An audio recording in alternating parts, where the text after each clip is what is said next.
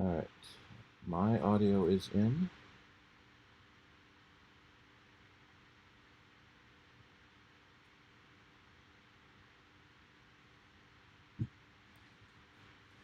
Want to say something, Shirley?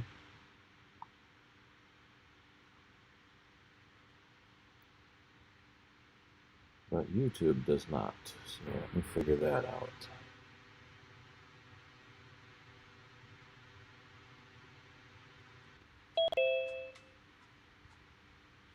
All right, let's try that. Test, test, test. I hear it. Test, test, test. All right. I hear you. I don't know what the problem is. I just joined. Yep. All right. Zoom is working and YouTube is working. Test, test, test. All right. I hear you.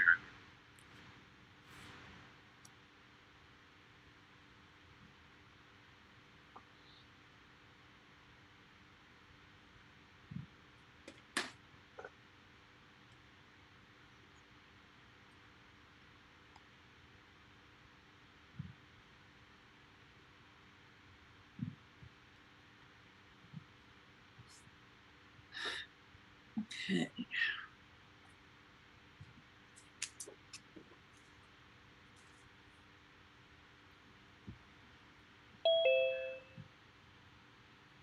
Here's Frank.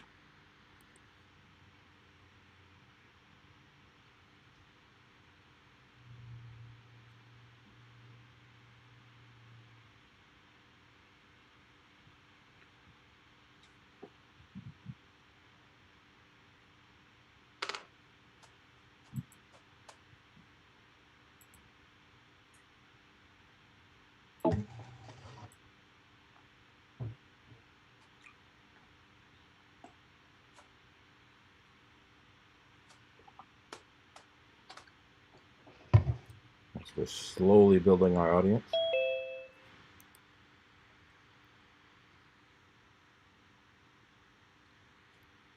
Here's Doug.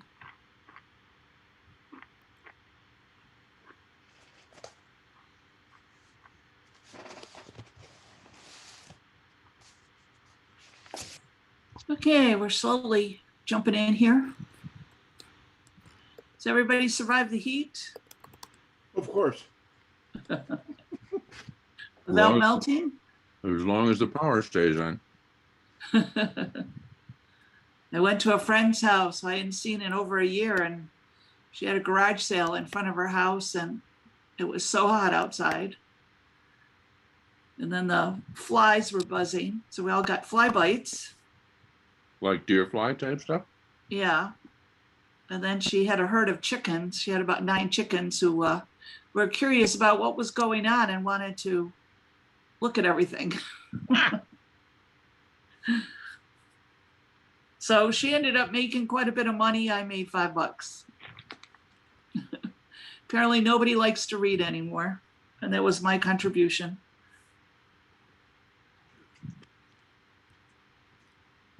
But it was nice seeing my friend who I haven't seen for over a year and stuff, but she lives out near Buffalo, so it's not too close. Yeah, paid for a part of the gas. Yeah, that was about it. You know, in Attica, gas was $2.99. I almost got some, but I really didn't need any. But I thought, boy, for that price, I should have gotten some. Could be like one of those people with their gas cans, right, in the back of their car. Yeah. What are you paying for it here? $2.99. $3.15, I think it is. Yeah. So $2.99 is pretty good. $2.99 at the quick fill I go to. It was What? It's $2.99 at the quick fill I go to. $2.63 at BJ's. Wow, so it is cheaper depending on where you go. Some places. You gotta go to Henrietta. It's a little cheaper over there. That's where I go, Henrietta, BJ's. And Greece. There's a Speedway at Ridge and Latona that's really usually cheap. And up by the radio station on Maiden Lane, there's an East-West Energy. That's extra cheap if you pay cash. It's usually like 20 cents less than anywhere else. You know, AAA's got Speedway. You're supposed to be able to get 10-cent discount, or, you know, it's racetrack for 10 cents less if you have a AAA card.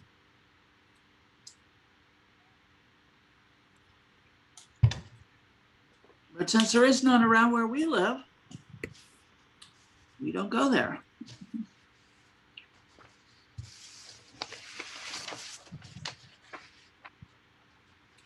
So do we only have 8 people right now?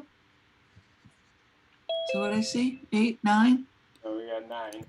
Oh, there's Carol.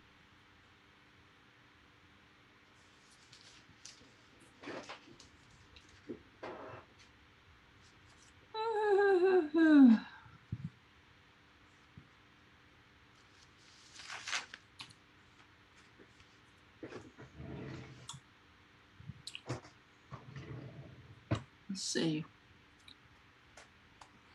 When shall we start? Shall we wait a couple more minutes? Oh, it's after 7.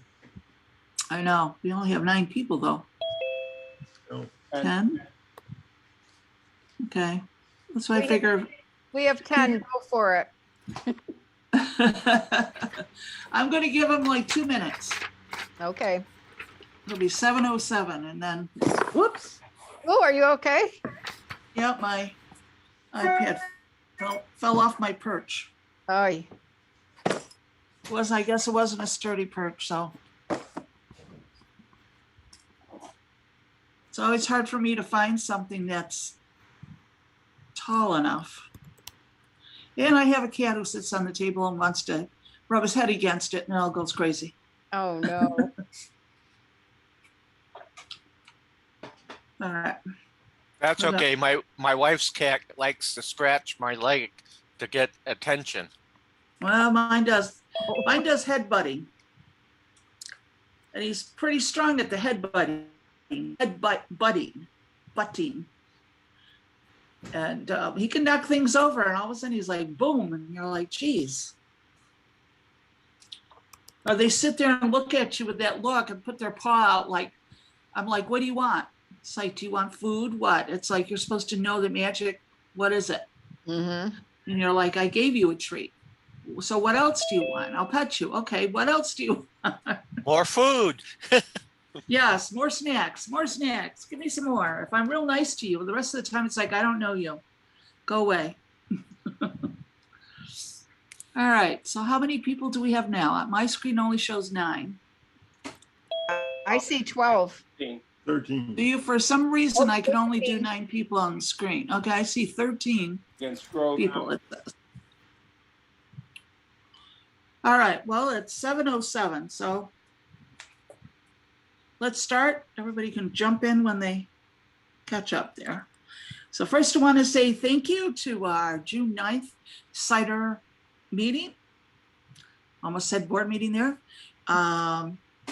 I want to make an announcement before we get into everything with Steve and announcements and stuff, is there will be an in-person picnic next month.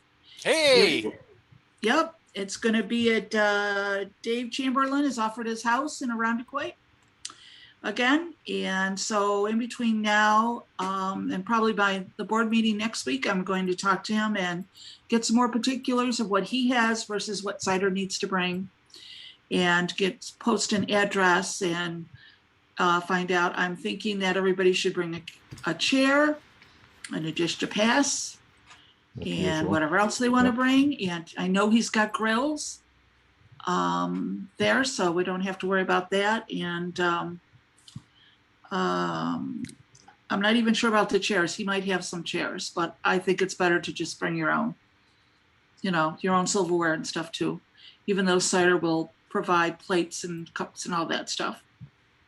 So, so anyways, just be looking for the website and you'll see stuff posted probably again by the board meeting next Wednesday or just after it. And it will be a big hurrah. And then August, we're going to be a Zoom meeting again. And then hopefully in September, if Charlie and the school want to, we will be our first in-person meeting.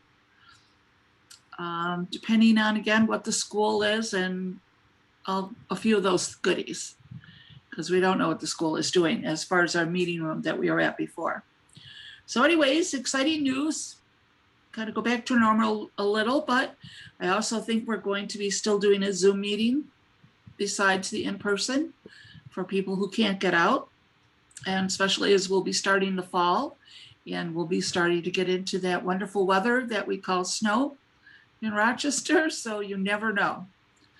You know, the Zoom is very handy for that kind of thing. When the weather is just not cooperating and you go, I just don't feel like it. So, all right. So I guess we'll start with Steve with news, whatever news he has. I know he's going to do Q&A and the Worldwide Developers Conference.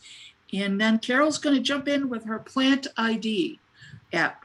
So when you're out walking in the woods and you see something, you go, what's that? You can find out what it is and whether it's poisonous, and we'll give you a rash. So we'll go for that. All right, Steve. So caniit.com. Probably not. All right, I'm going to move me to the front. Alrighty, so the biggest news from WWC is that there was no hardware, no new products, no new iMacs, high-end iMacs, no high-end MacBook Pros. A lot of people are very disappointed that we didn't get new hardware, but it is a developer conference, and so quite frequently it is just software news for developers. And so they announced the next versions of the OSs for each of their products. Right now, it's just a gloss overview available online. As the software gets released, we'll have more detailed meetings on the new stuff. But the iOS 15, they've added new sharing features in FaceTime and Messages, which brings it more online with something like Zoom, where you can have multiple people video chatting together, which is something FaceTime has always been able to do. They've changed the way the microphones can interpret the foreground audio and the background audio, and they've done a really interesting thing to isolate and remove the background audio. They showed a demo with someone with a leaf blower in the room behind the person speaking, and they clicked the button to isolate the voice noise, and it cut out the leaf blower. It was pretty amazing, being able to cut out that background noise and just have the foreground noise. iPad OS, they've added widgets to the home screen like the iPhone got last year, and so it's going to help organize your apps, and so your most common apps can automatically populate in the front. You can also hide pages of apps that you don't use all the time, but don't want to have to keep swiping through forward and forward and forward. And my notes page just choked. Hang on a second. Watch OS, they've added new workout options to be tied in with the watch and health data. Something's not right here. Hang on a second. I'm going to switch this as well.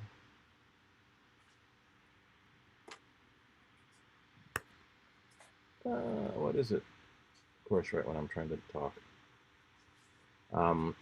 One of the biggest questions every year is always what the new Mac OS is going to be called and what number it's going to be.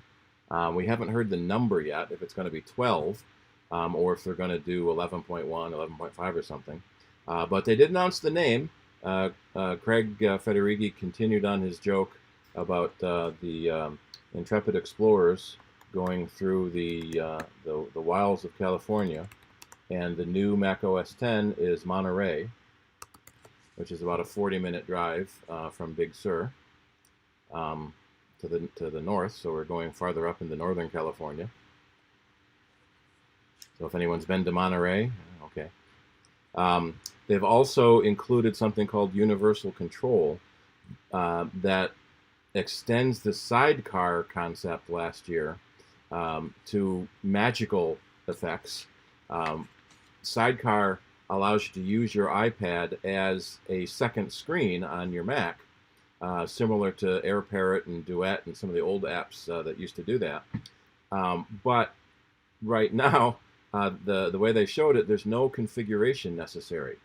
Each device has to be signed into your Apple ID, and they just recognize that they're physically near each other. And you can use the mouse and pointer and just drag off the edge of your Mac screen, and you'll be on your iPad screen.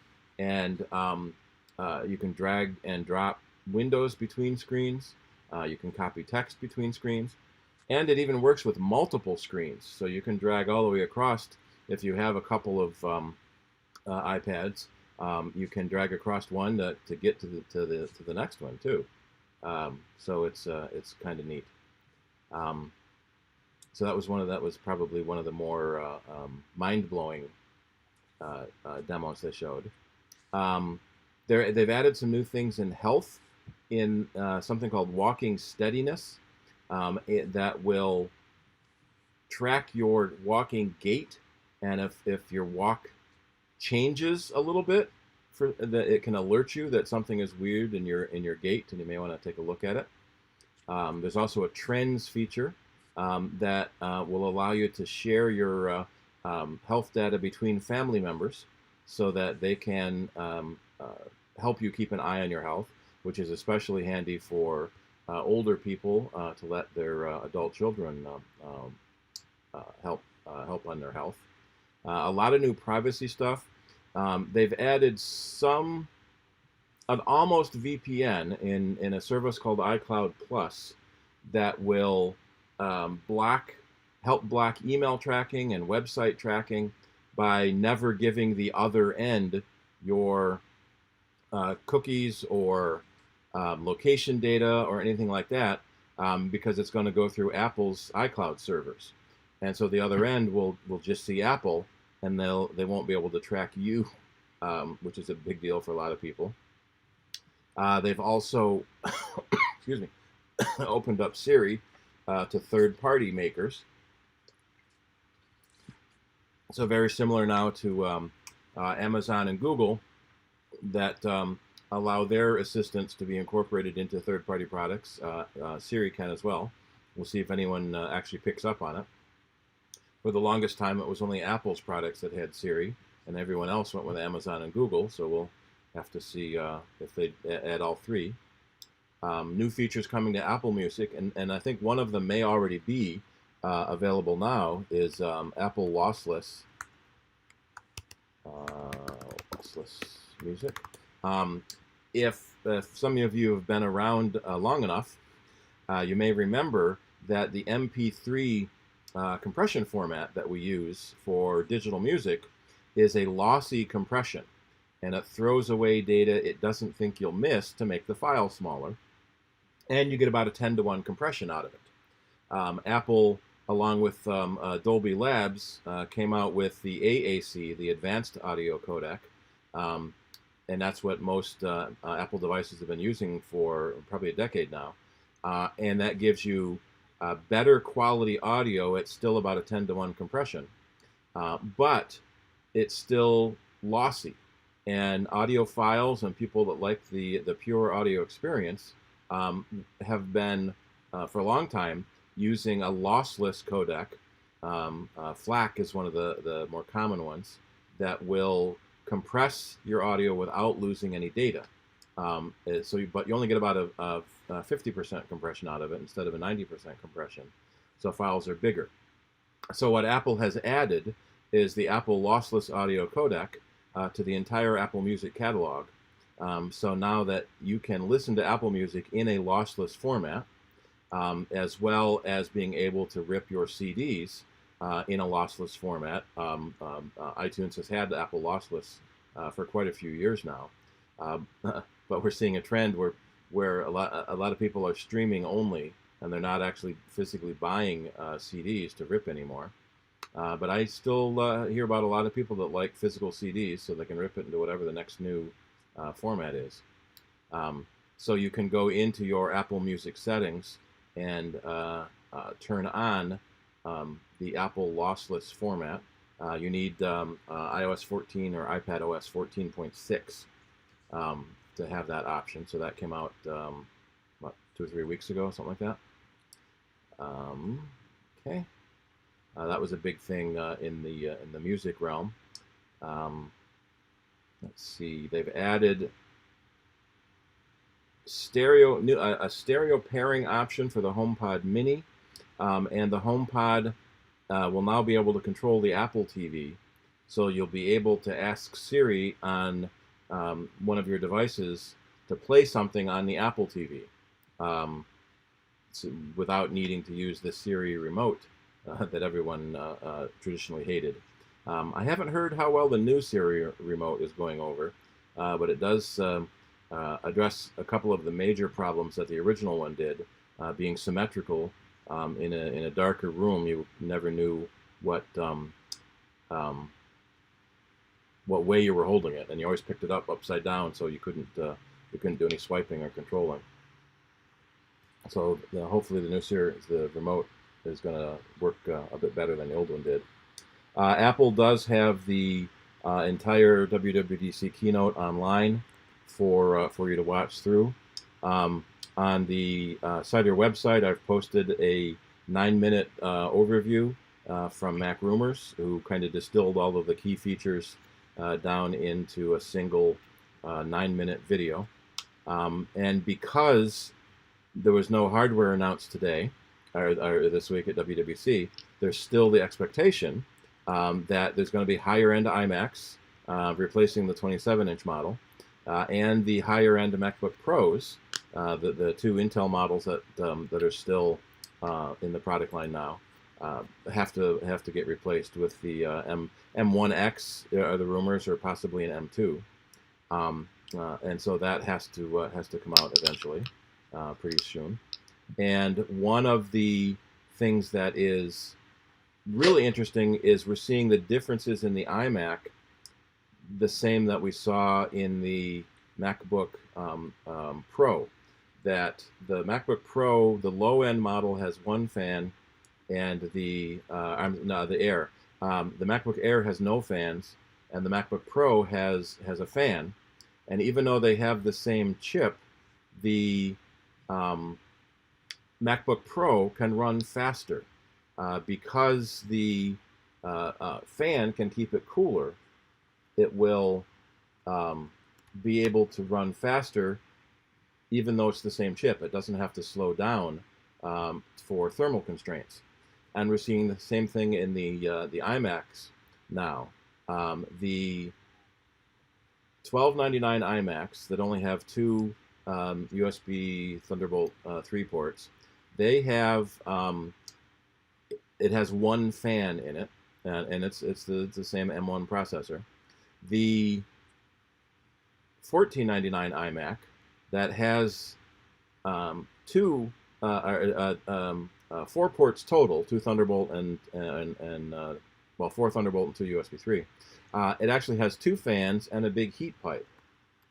And what that allows it to do is people are seeing that it can run significantly faster, especially at high load. So doing video editing and rendering and things like that. The $1499 iMac is a much better deal than the $200 in extra cost kind of shows. In addition to that, 2 extra ports. You also get Touch ID in the keyboard, and you also get Ethernet in the power brick, plus the extra fan and extra processing. So that $1499 model is probably going to be the sweet spot, plus the extra color options it has in the $1499 model.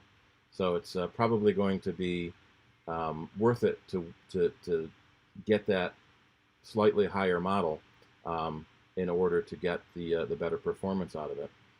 Even if you don't know you're going to be doing anything big, who knows what's going to happen in the next few years. They haven't announced any specific hardware minimums, but in general, they said if your Mac can currently run Big Sur, it'll run Monterey. If your iPhone and iPad can run iOS 14, they'll be able to run iOS 15. And so what's really interesting is they didn't drop off any of the low-end machines the way they did with previous OSs to cut back on something too old to run a new OS. So that may line up with the rumors that this is more of a maintenance underneath the hood, and it's not going to show off, or it's not going to have a zillion new features. Hey, Steve, do you want to share your screen with us?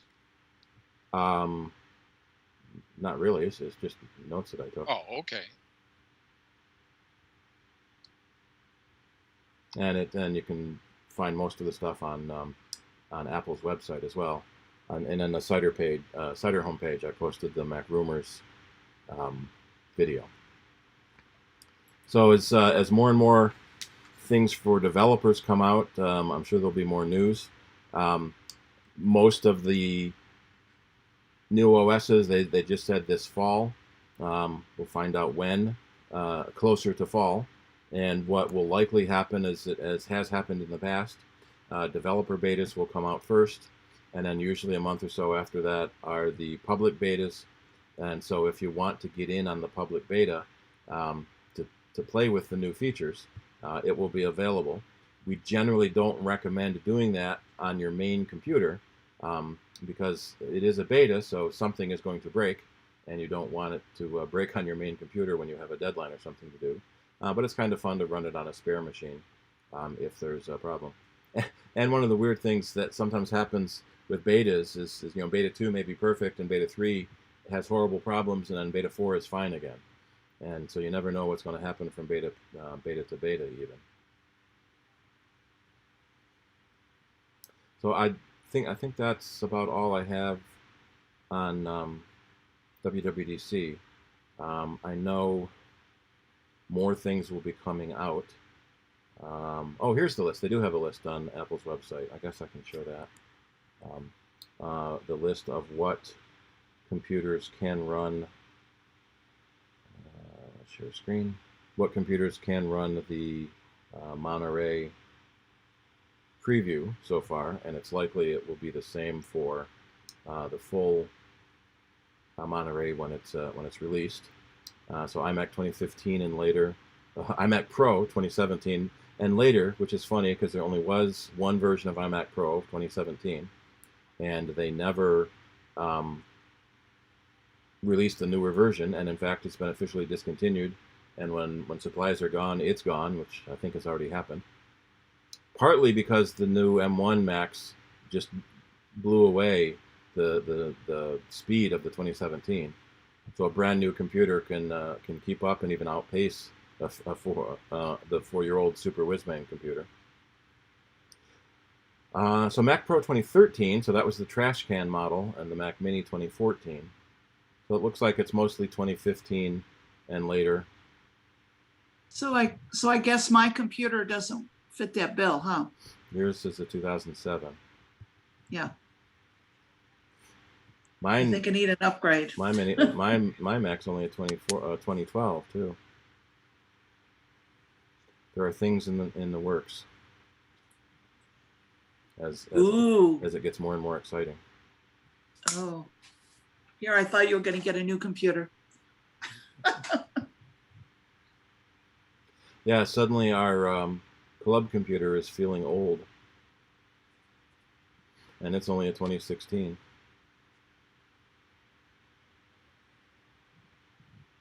Time flies. 2016 doesn't seem that long ago, but it is. So is there going to be an auction at the picnic again? I don't think we've decided yet, but it's something Shirley's going to be talking with Dave about if he wants to, if he has room even to set up tables for stuff like that. I know that we have some stuff, right, Steve, that can be auctioned off, I guess. Yeah, but we got to So go if through it and anybody's- figure it out, and there's no place to do that with. Well, got to go see how big his backyard is. But I'm thinking that we probably will. So if anybody's got anything they want to get rid of, be thinking about it between now and next month. But anything you don't sell, you got to take home again. So only bring stuff you think might sell. Steve, Yep. I think you probably partially covered Lyndon had a couple of questions in the chat. Oh, I didn't see that. Sorry. Yeah, I think you covered the one about the new OS with what you just showed us, but Lyndon, correct me if I'm mistaken. No, And I no, don't know about. that sounds right. I was wondering, I was expecting them to, say only M1 chips, but it sounds like they're still going to support the Intel and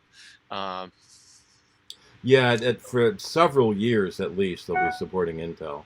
Um, Typical support with computers is 5 years, and then they're considered vintage, and after 8 years, they're considered obsolete in Apple's Apple's terms, and that's 5 years after they are discontinued.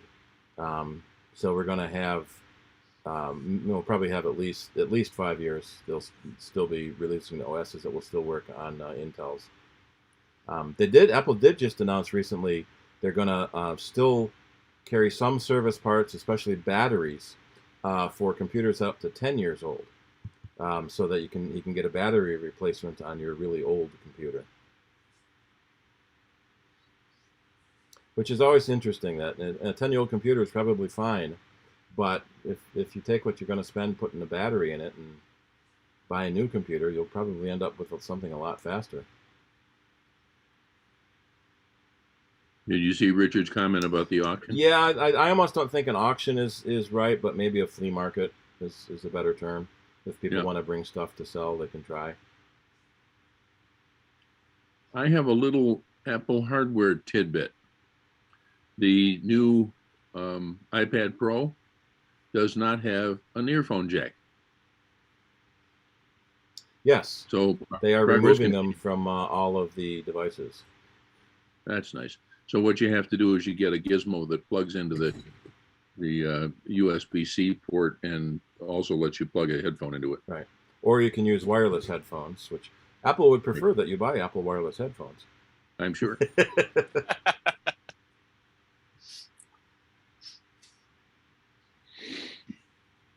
Okay, well, besides the developer conference, is there any news, or is that sort of lumped in with it?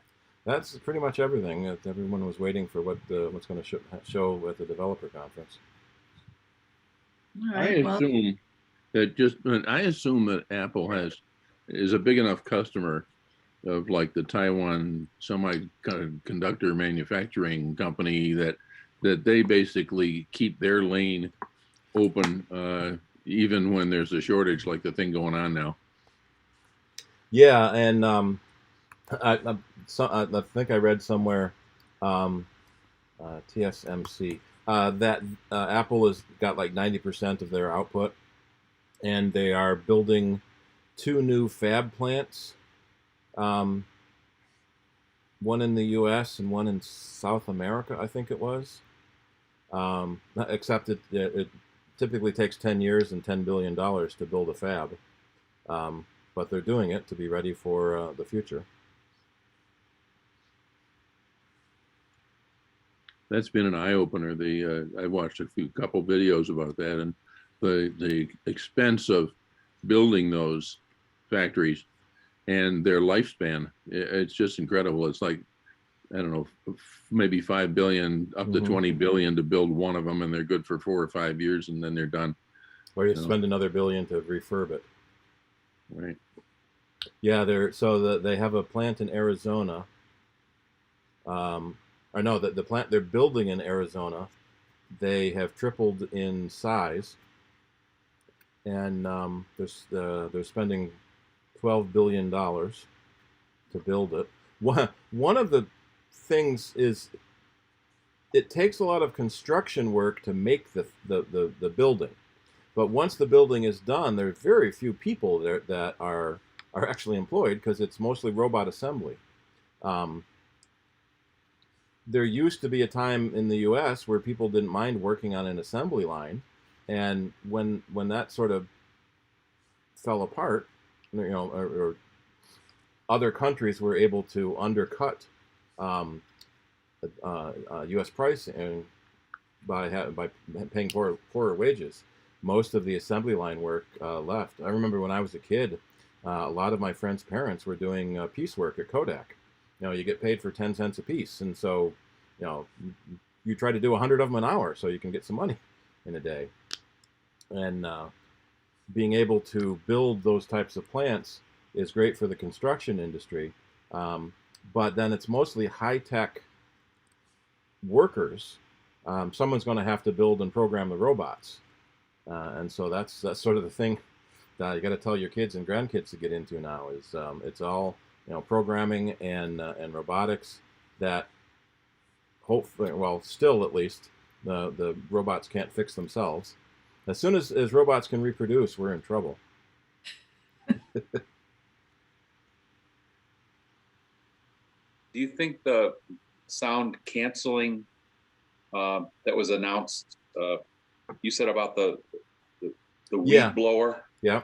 Is that similar to what they're using? Isn't the earbud? Yeah. So the AirPods Pro have AirPod. an active noise canceling circuit in it, and that's pretty common in headphones to cancel out ambient noise, so that you only hear what you want to hear.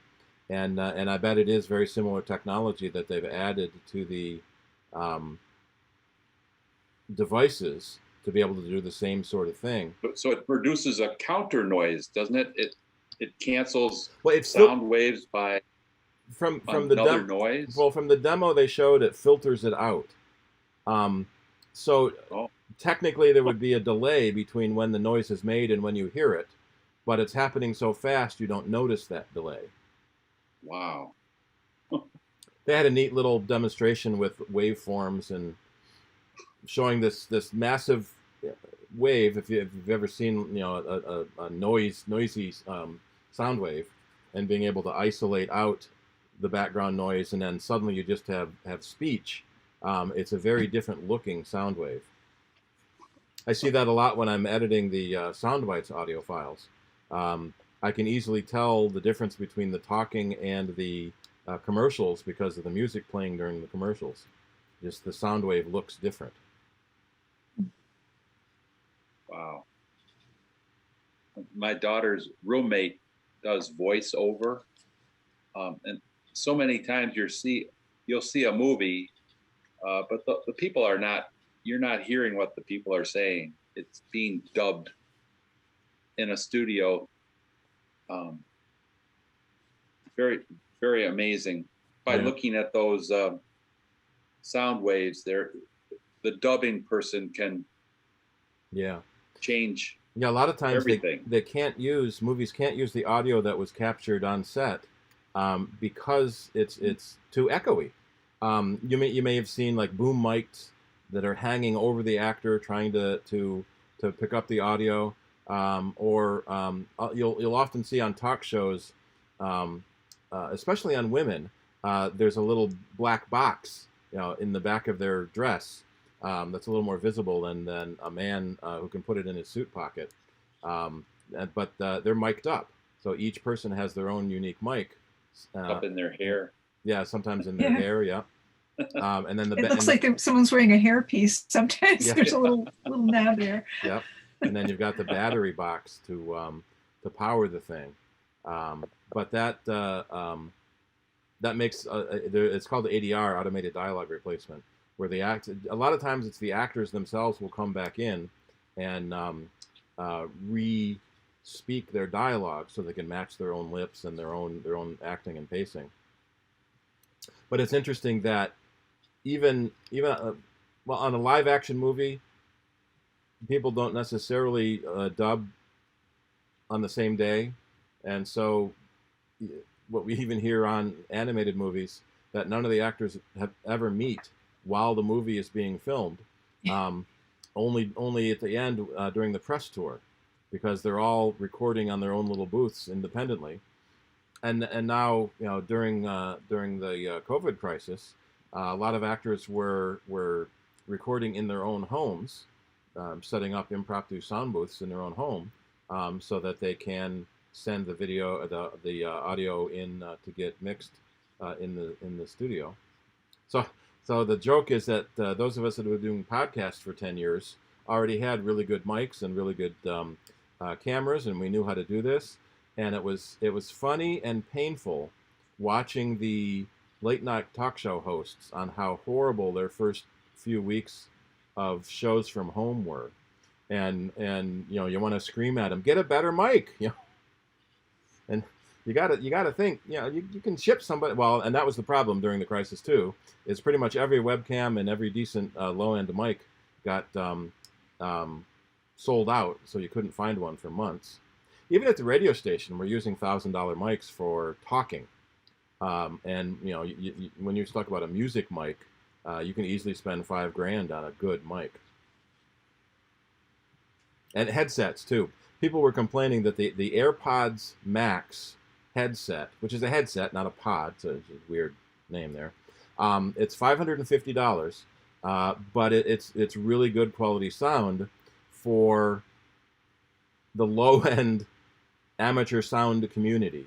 A true audiophile wouldn't spend that little on a headset if they wanted to listen to it, and audio producers and mixers wouldn't spend that little on a headset. They would get something much better, and they wouldn't use wired because of the latency. They wouldn't use wireless because of the latency involved. They'd have to have a wired headset to be able to do it properly in their minds and their ears.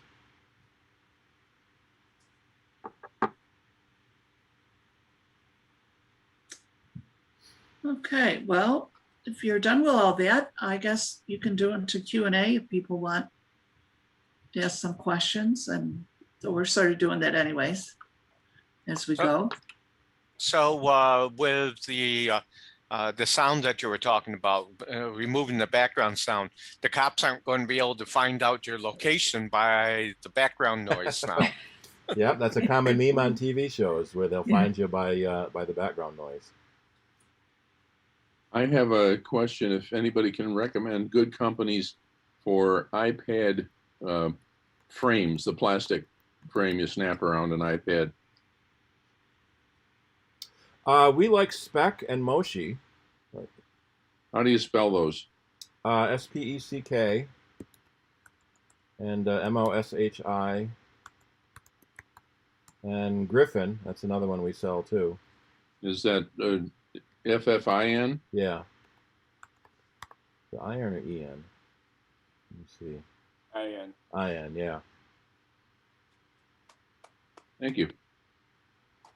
Charlie, do you want that with a keyboard or not? Nah. I think what I'm looking for is called a half shell frame. Alrighty. Yeah, there's some that are front, some that are back, some that are both, and a folio that closes up like a book. But the more case you put on it, the better protection it gets, but also the heavier it gets. So there's this catch-22 there. No, and I've been using the Betty Crocker folder for over 5 years now, and I'm very satisfied with that. There's a company called the Book Book, BOOK, that their cases look. 12 South is the name of the company, and Book Book is the product, and it's cases that look like old books. What's the name of it? 12 South. 12 South. Yeah, 2 words. .com. The 12 is that numerals or word letters. You could put it in the chat. You could do that, but True. I've got it here because I write down some of this stuff for the the board meeting minute notes and or whatever, and so I'm writing like crazy here. But yeah, it's good to check the chat. Somebody's got something new in it here. The joke. One of the jokes we had about the Book is it makes your iPad look like an old excuse me, look like an old book, so it's not so tempting to steal, unless people are collecting old and rare books. Right. And then they steal it and throw it away because it's only an iPad. Well, make it a title that nobody wants, you know. Yeah. Now that would be neat. I don't think they do custom titles. I think it's yeah, the picture it has on it just Book. Volume 8 for the iPad 8. That's cute.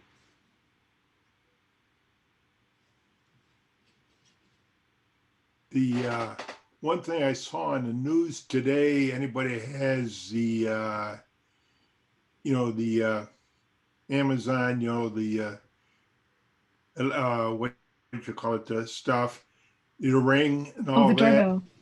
The doorbell and all that they're opening up what they call sidewalk. Yeah.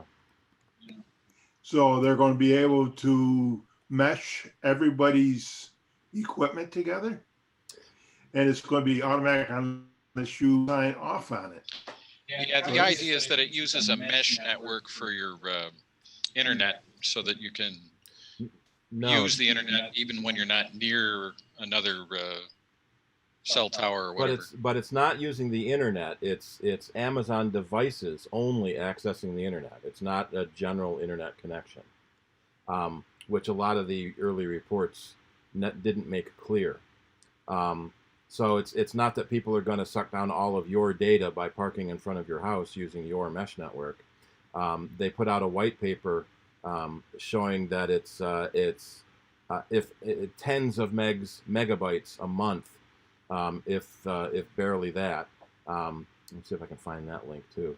But there is an option to turn it off if you want. The problem is if too many people turn it off, then it loses its usefulness. One of the examples they gave is that if you have a long driveway, you can get a device you put in your mailbox that tells you when the mail has come. Originally it's I like that actually. Well, yeah, originally it's the flag, and so when the mailman comes, they put the flag down.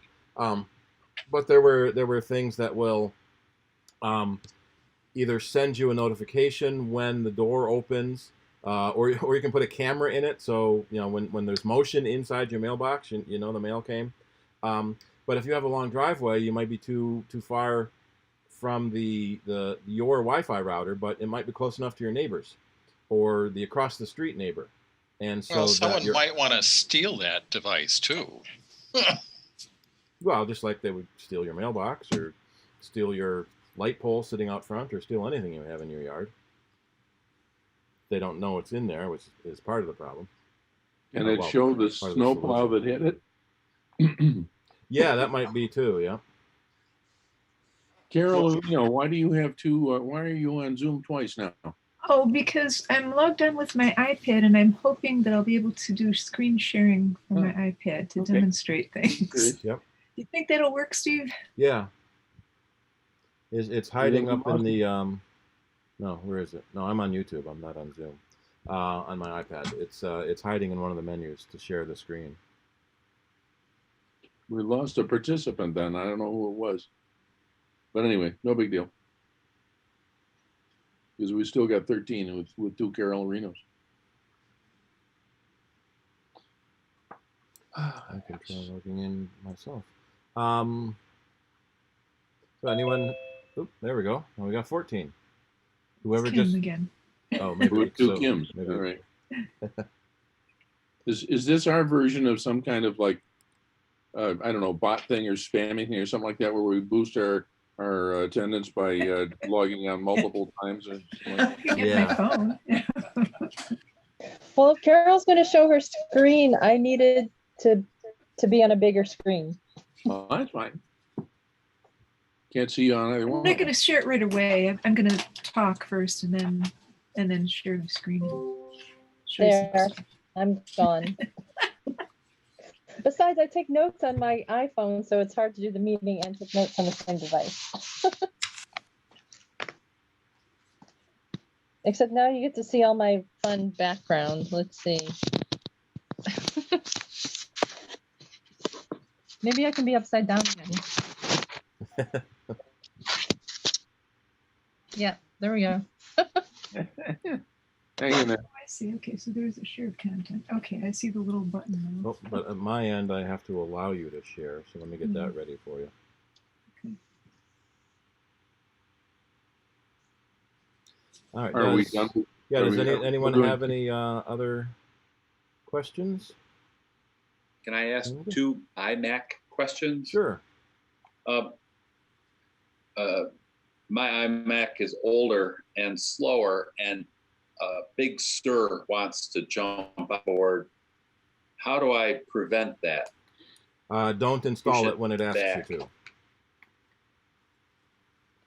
So I'll always have a one Yep.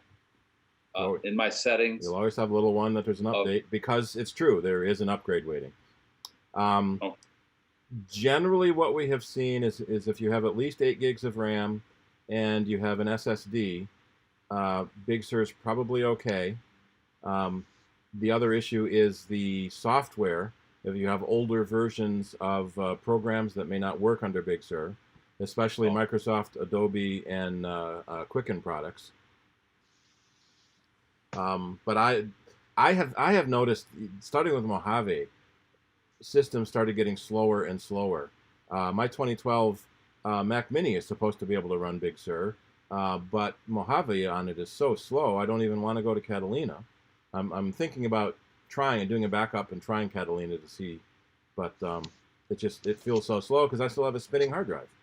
It's one of the advantages of the SSD is that it can be really fast. Steve, how can you pick an older OS, except not the current one? Apple has a tech note with links. With links on how to get the older OSs. Okay. And the other one, when my wife is using the computer and I want to switch over to my account, either I can put her on sleep and wait about 10 minutes, and then both icons show up again, and I can pick mine, or I can log out of her, but that takes like 5 or 8 minutes because my iMac is slow. Is there an easy way to switch from one user to the other? Is there a way to swipe? You go to the user menu in the upper right-hand corner. Let me share my screen. Wasn't there fast user switching? Isn't that what they used to call it? There it is. Yeah, and it's in the user menu in the upper right-hand corner. Okay. So let me bring this here. So in the upper right-hand corner, you pull that down, and it shows you the account you have on your computer, and the one with the check mark is the one that's logged in. But running 2 users simultaneously is also really slow, because it will suspend the programs that are running in the background, but they're still back there running, and so that it can make your machine slow. So if you log out of one and log into the other, that will make the machine faster, but it may not be as fast to do that switching. And Rick, you just struck a memory that you may have to turn that on to even get that menu option. So in System Preferences, under Users and Groups, Login Options. Here's it. Yeah, Fast User Switching. So if you turn that on, it shows the menu. It may be on by default. Okay. It may not show the name, so you can have it do the full name, just the account name, or just an icon. So I can't do a 3 fingers on the. I have one of those magic mice. Can I do a 3-finger swipe? Maybe. Let me see if it's in a gesture. You can give. You can give your computer the finger. I've turned all my gestures off because I accidentally activate them all the time. Because I didn't learn when we had gestures, so it's not something that I knew how to do, and so I'm accidentally activating them. So it makes me think they probably wouldn't have a user switching. Let me see. S-T-U-R-E, if I spell gesture right. Well, how to do it 3 different ways. So log out and log back in. Use the user menu. Use the shortcut menu.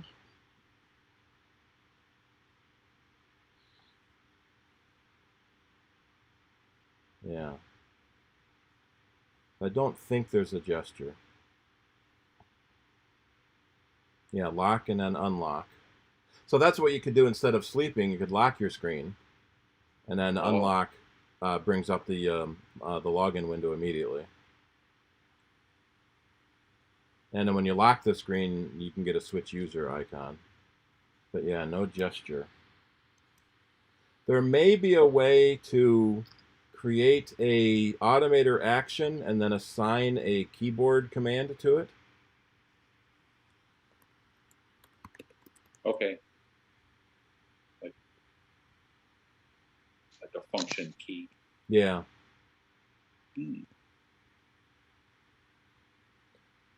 Let's see.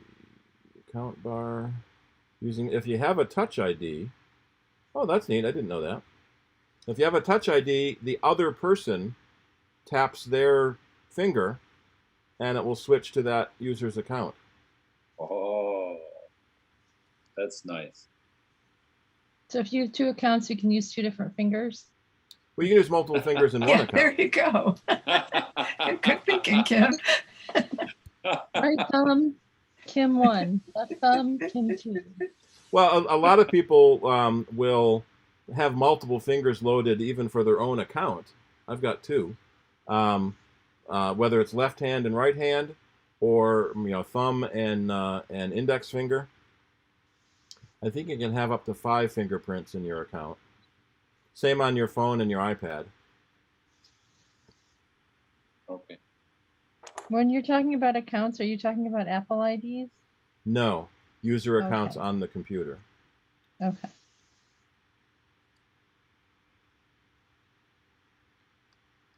But when you're switching users, aren't you? They both are using the same RAM, right? Yeah, the same RAM, the same disk, the same processor. The programs that the one user is running are suspended, but they're still running, so it can make your computer slower. So you need to have a fast enough computer in order to be able to do that anyway.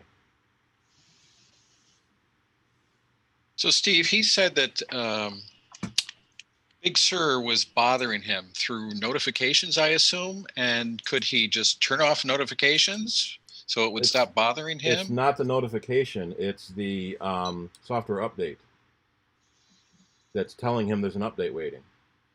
Oh, I see. Okay. And, no!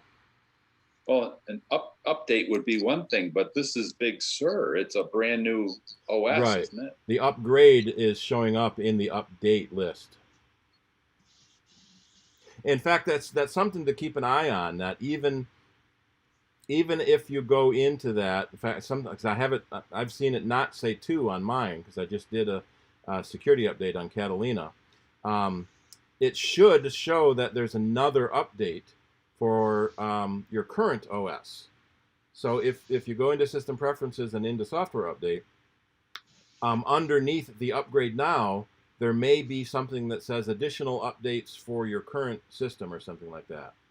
Because they just came out with a security update for some critical exploits in the last couple of days. For which OS? All of them, Really? I think. Don't know how far back they went with their updates. I think at least the High Sierra. Let's see. It's okay. I'll look for it.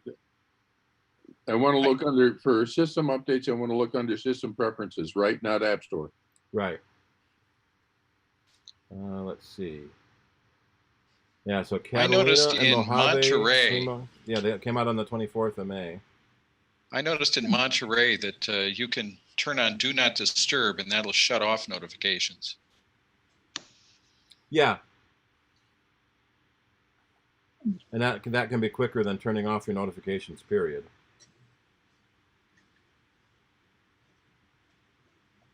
But you're always going to get that little 1 on your system preferences icon showing you there's an upgrade waiting.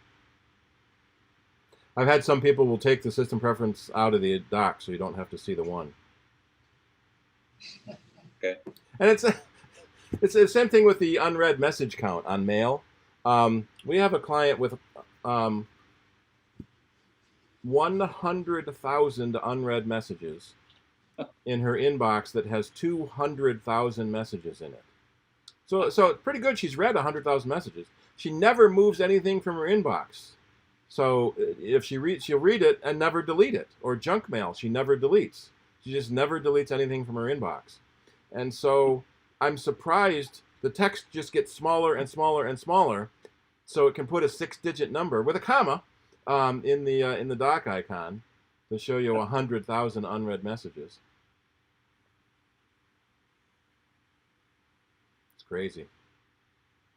I wonder about that. I have like tons of emails from like a long time ago that I never read. And then yet it'll still give me like new messages. I'm like, well, there's new ones and then there's old ones I haven't read. So like, why are you bothering? Like, I don't know how many are actually new and how many are old that I never read. It's the same thing. Messages you've never read are new messages. Yeah.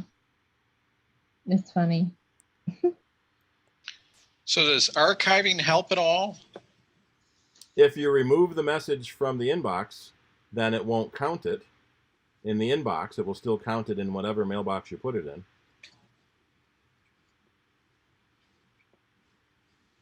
So what is the Apple archiving all about? The Apple what? You cut out for a second there. Apple archiving. You mean the Apple Mail? And Apple Mail, yeah. Apple Mail doesn't do archiving. Yeah, there's like an archive folder. Oh, that's Google. That's a Google account. Google never deletes anything. It always archives it, so in case you want to get it back. There is a preference in your account settings. Where is it? I think under mailbox. I think under mailbox, where you can tell it to go into the trash versus the archive. And then the trash is auto-deleted after 30 days. But so Google originally intended that you never delete any messages. They just archive them in case you ever want to get them back. And since emails are so small, the 15 gigabytes of storage space they give you wouldn't use up that much. But now that they're starting to count photo storage against your 15 gigabytes, people might start seeing that they're running out of mail storage too, because their photos are taking it all.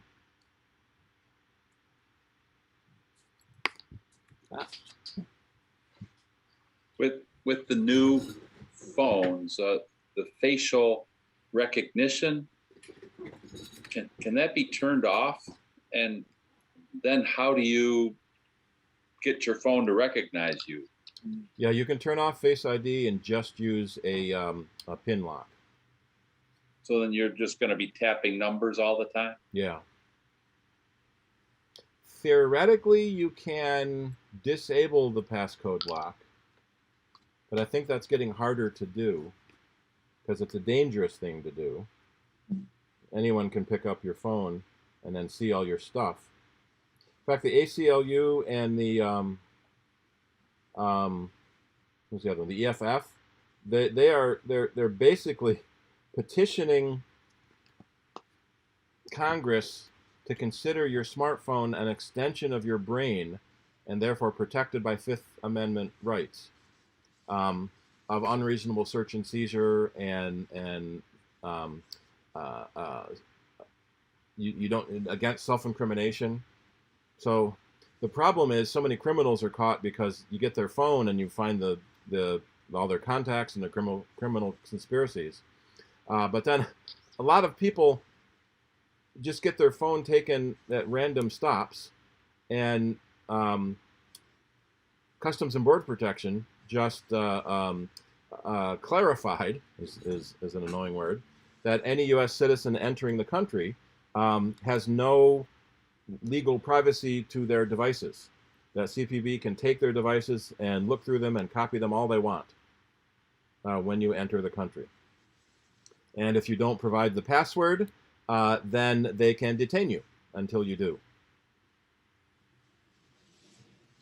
So it's Can they just point the phone at you?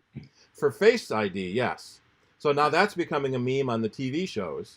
And there was something, what they call it? Phone mugging. So the cops would call a criminal who then would unlock the phone to answer the call, and then you mug him and take the phone while it's unlocked. So that's when you arrest them, and you have the phone while it's unlocked. Or you hold the phone up to their face, and so it unlocks. Or you push their fingerprint on it. That's been a big meme for a while. There's a murder victim in the street. So for a little while, their body's still warm, and you can still use the fingerprint to unlock their phone. Eventually, that doesn't work.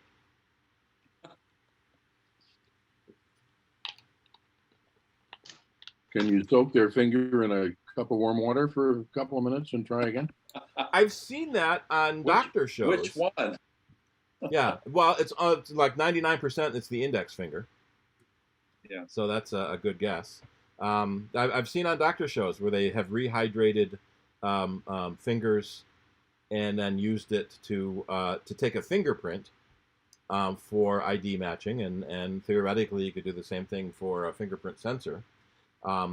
But there's some question about whether that would work or not, because apparently there's also an infrared sensor that looks at the blood flow beneath the fingerprint. So then you would have to wear the other person's fingerprint like a skin, which I've also seen on movies. Wow. So I guess the old story is if it's in the movie, it happened in real life for them to copy it from.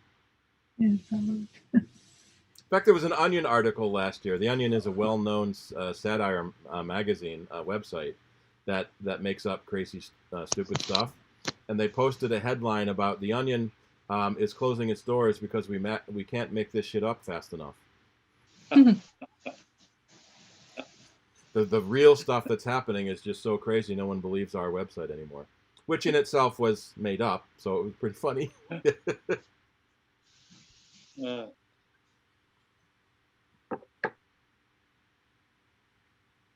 All right, I had a question, if I remember. Can you put a key? Can you use a keyboard with an iPhone? Yeah. Can you hook up a keyboard, wired or wireless? You can use a Bluetooth keyboard, yeah. I would imagine you could use a Lightning keyboard. Maybe a USB keyboard. I haven't tried a USB keyboard. So you just have to buy an adapter and then hook it in.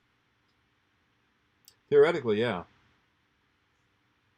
I've paired my Bluetooth keyboard with my phone and my iPad. I know we tried. Apple used to make a Lightning keyboard for their devices. I don't think they do anymore. So the regular old like wireless keyboard would work with it. It should, yeah. If my keyboard worked. Make sure the batteries are in the right orientation. Well, I have a battery that's stuck in one of them. I can't get out. And then the other one's missing a couple keys. So, and then if there's one key that gets stuck when it's in like, so yeah, they're all in bad shape, but I didn't really need to use one, so I can try and fix it. But merge them together and get one working keyboard out of it. Yeah, that'd be, yeah, we'll type the A's on over here, and then we'll type the space key on this one. Yeah. Or just like, turn off spell check. Yeah. So Steve, is it true that all Apple wireless keyboards are Bluetooth? Yes. Okay. That's one of the reasons they're more expensive than the typical PC wireless keyboard, which are RF, and require an RF dongle plugged into a USB port, which most PC users don't mind, because most PCs have lots of USB ports. Hey, yeah.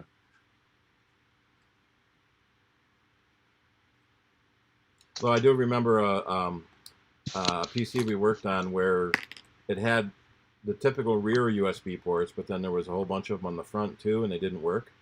And we found out that they just weren't plugged into the motherboard, and there was no place to plug them in too. that the motherboard didn't allow for extra USB ports, so you couldn't plug them in. So I think we could have unplugged the back ports to have the front or the back, but probably not, because the back ports are usually on the motherboard itself. So for a long time, a USB extension cable was common to bring a USB hub to the front of your computer. Now, Apple in their industrial design, the front of the computer has to be smooth and clean, but it's so handy to be able to plug something into the front and not have to reach around to the back to plug it in. Or even the side would have been okay. And that's the cute thing on the new iMac. It's 11 millimeters wide, so the headphone jack, the iMac still has a headphone jack, but the mobile devices are rapidly running out of headphone jacks. The headphone jack plugs into the side instead of into the back the way it used to, because the standard headphone jack is 14 millimeters long. So it has to plug into the side. And I bet a USB, yeah, if they put USB on the side, it would have to be thicker. And heaven forbid our iMacs are more than 11 millimeters thick. Has anyone gotten one of the new M1 iMacs? We opened one up at the office the other day, and I hate the box even more than I did the last box. So the previous iMacs were in a trapezoidal box it stood tall, but it was a trapezoid. So we're guessing, excuse me, when they shipped them, one upside and one upside right and one upside down. So you can fit more on a pallet, more pallets on the plane, you know, et cetera, et cetera. It's cheaper to ship. But it stood up, and the front door opened up, and then you pulled the iMac out and lifted it up. Now the iMac box, the whole box has to lay flat, and the top opens up, and then all four sides pivot out in order to lift up the iMac. And that's got to be $100 worth of the iMac price, is that stupid box. But Apple takes their design seriously, even the boxes. And they've actually won a lot of design awards in the packaging industry for their packaging.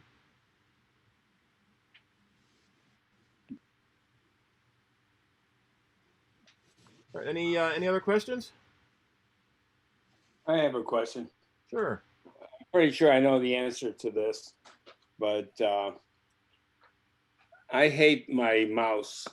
When I look at a folder on my desktop, if I want to open it, I click the right-hand side of the mouse, and I get a contextual menu, and then I go to open, and it opens.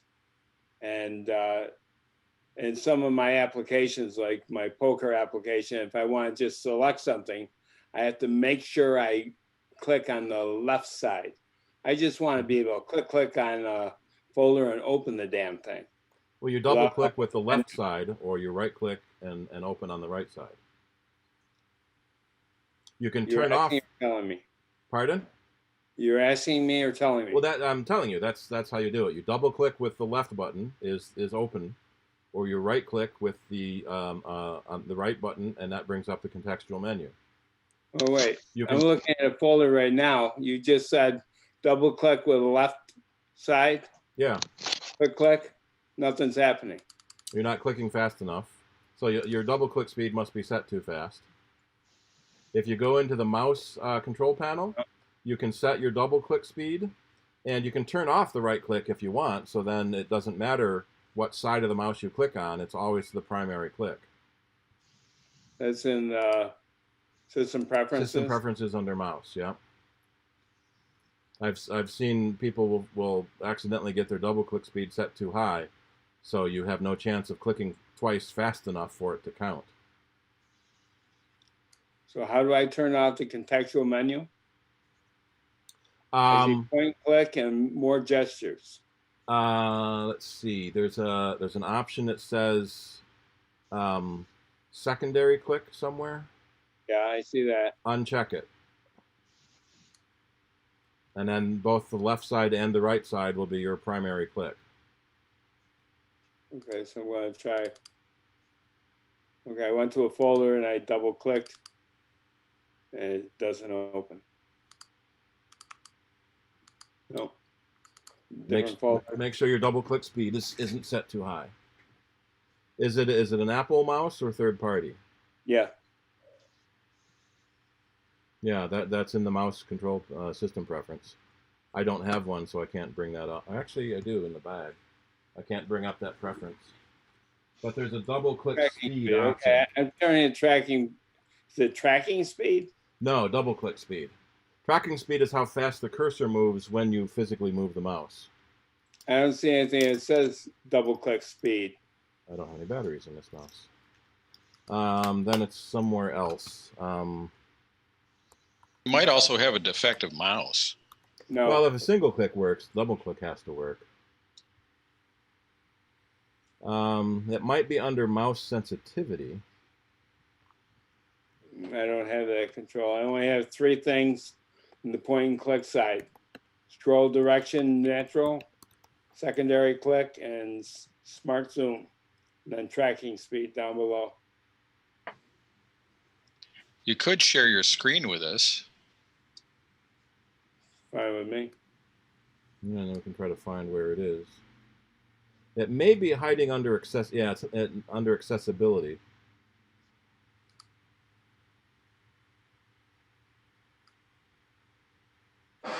Yeah. So go back to all system preferences.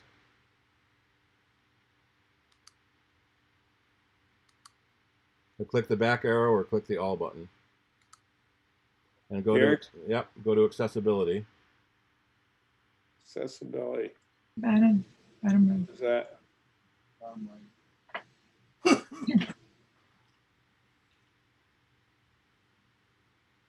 I don't see it.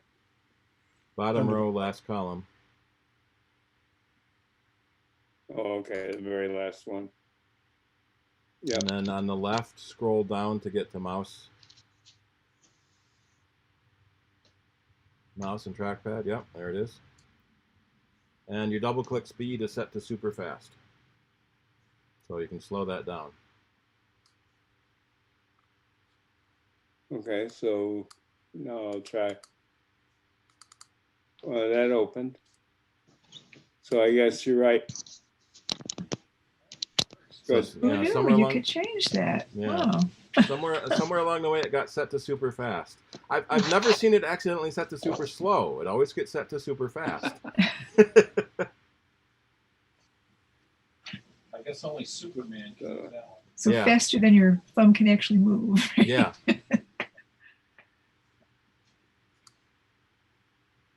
Now that was interesting.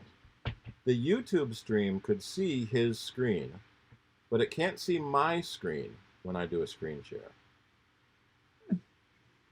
It's the difference in the way the windows are named, apparently.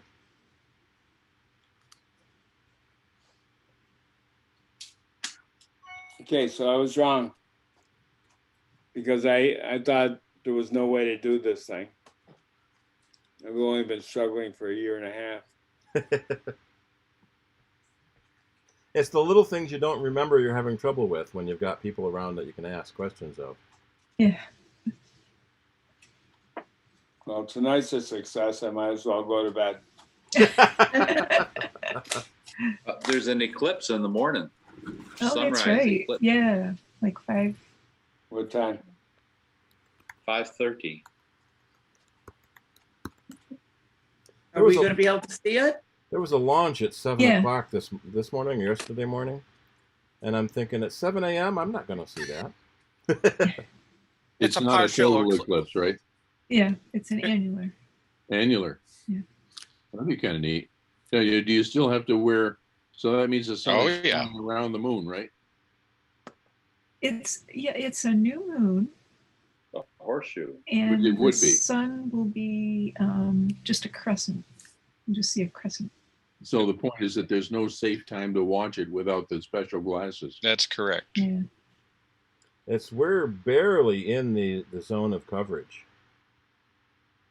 Let me post that link. But I we thought do it get was going to cover 80% or something, wasn't it?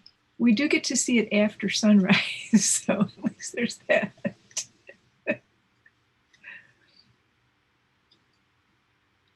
5:38 a.m.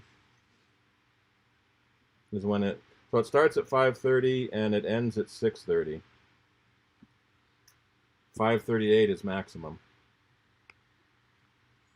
It's only going to be a partial. Yeah, 84%.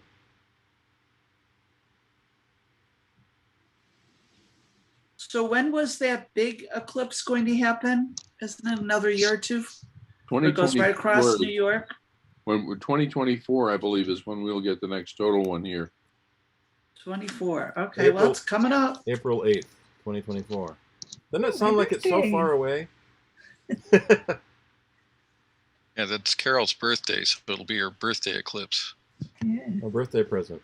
1973, Carol and I were in Mexico. We were just traveling around there.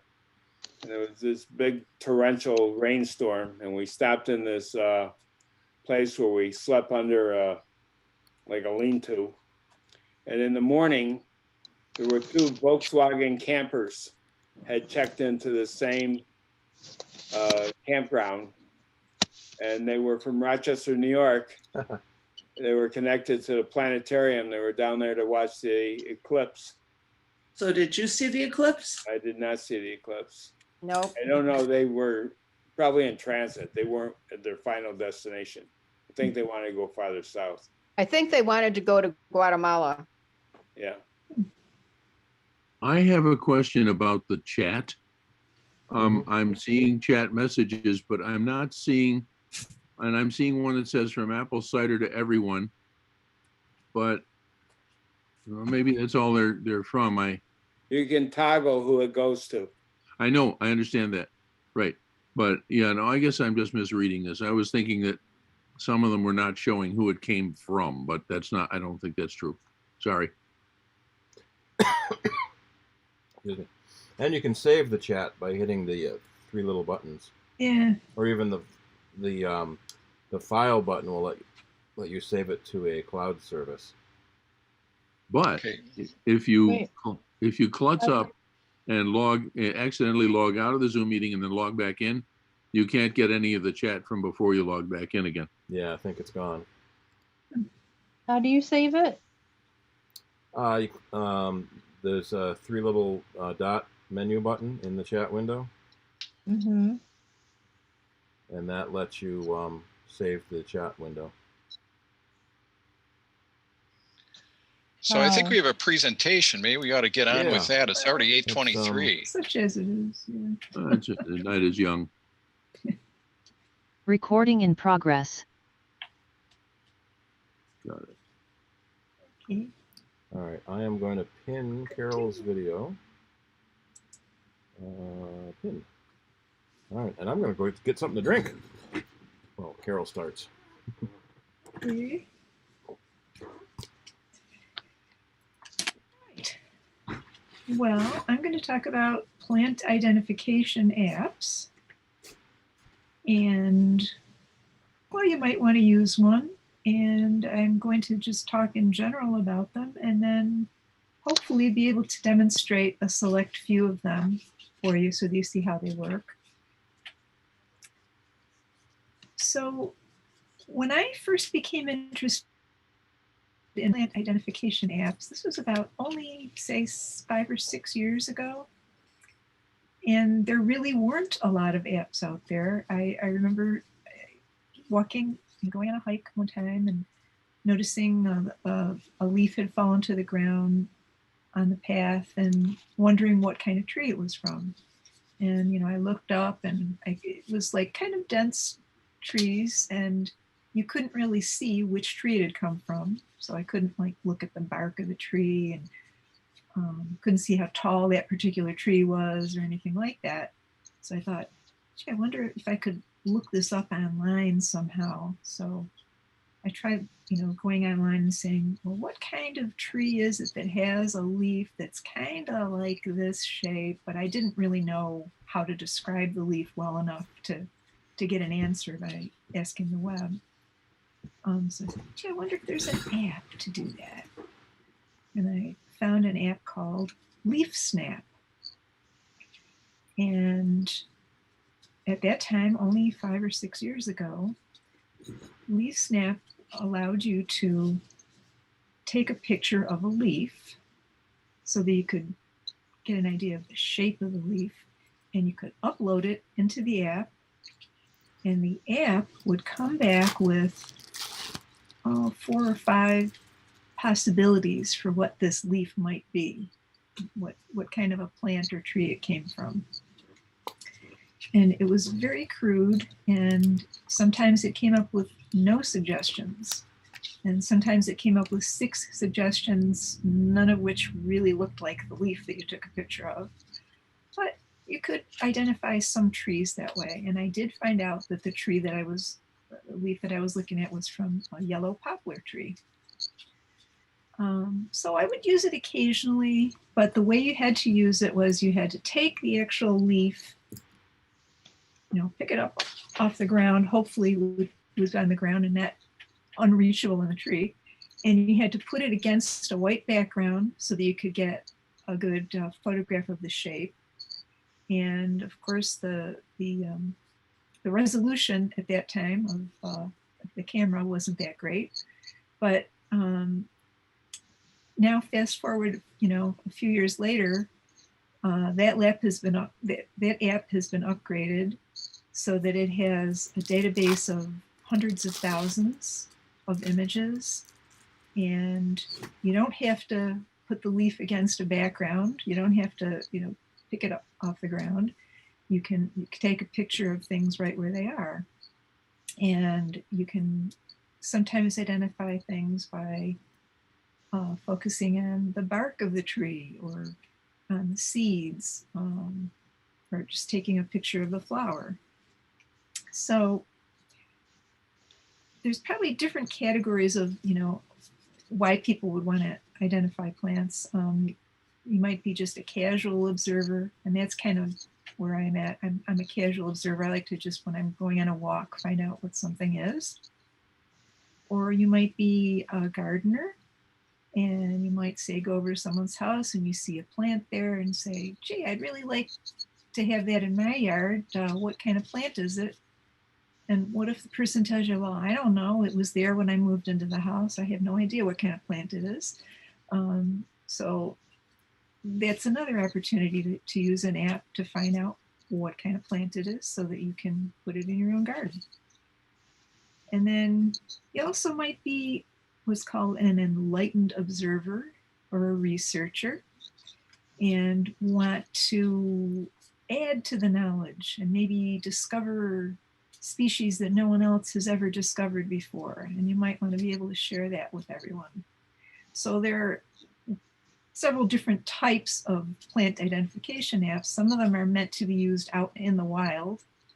And so a lot of them will have a lot of the more commonly found house plants and garden plants that you find around you. So you have to decide how do you want to use an app? How often are you going to want to use it? How accurate does it need to be? If you want to plant something, then you need to be pretty specific about which variety of a plant you're going to be dealing with. And when you try to identify something, how long are you willing to wait for an answer? Do you need to have it immediately? Like if you're trying to find out, is this poison oak? Is it okay to go near it? My dog just ate something. Is it going to be poisoned? Or can you wait a while and crowdsource it? Put up a question and say, does anybody know what this is? And maybe there's somebody online right then who knows the answer, but maybe you have to wait weeks or longer for someone to come on who actually knows what it is. So I decided that, well, I'm just a casual observer. I'm probably not going to do a lot of research for unknown things, but I want to know right away what something is. I don't necessarily have to know, it doesn't have to be 100% accurate, as long as I know kind of generally what kind of plant it is or generally what kind of tree it is, I'm happy. And then I don't want to have to spend a lot of money to do this because I'm just a casual observer.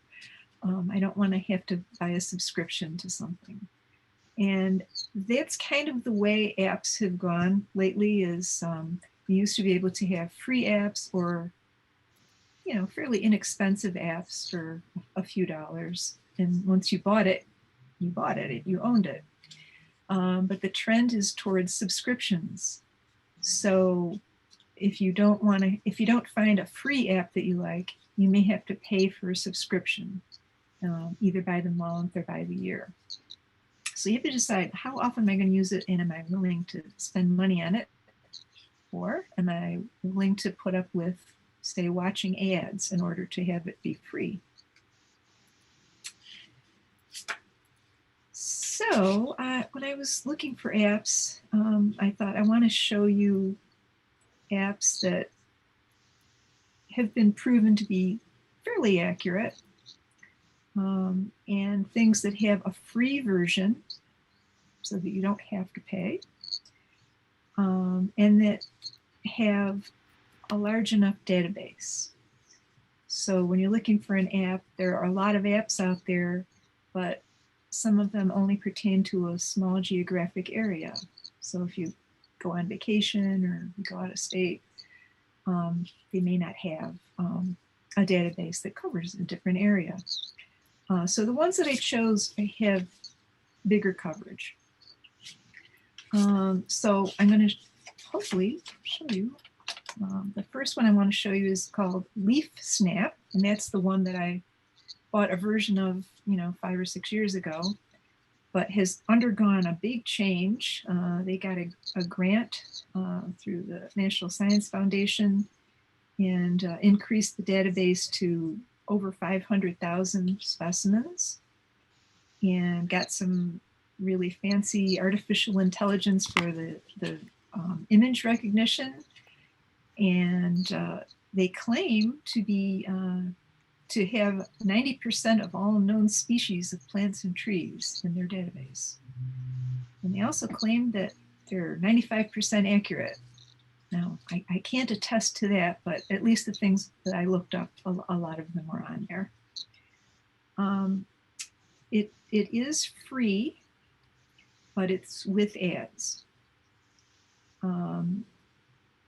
They seem to be wanting people to use it in that way, rather than forcing you to pay for a subscription.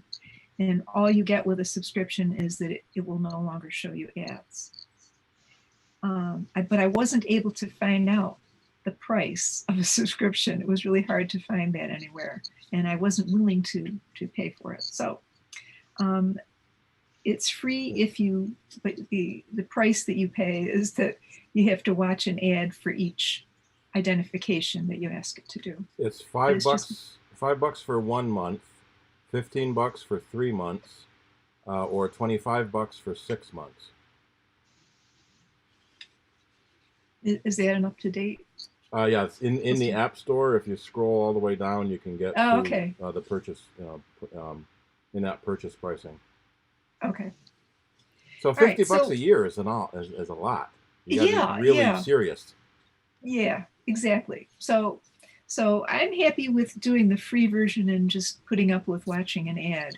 But the thing to remember, and all the things I'm going to show you, is that any of them that have ads as part of the freeness of them, you have to be careful that you don't accidentally click on an ad and think that it's part of the app, and then end up paying someone else for something that you don't want. So anyway, I'm going to attempt now to show you Leaf Snap. Let's see if I share content. I say screen, right? Everything on your screen. I'm trying to identify the plant in your background picture. Oh yeah. All right, let's see. Everything on your screen, blah, blah, do not disturb the screen. Okay. Okay, so anyway, how do we do this?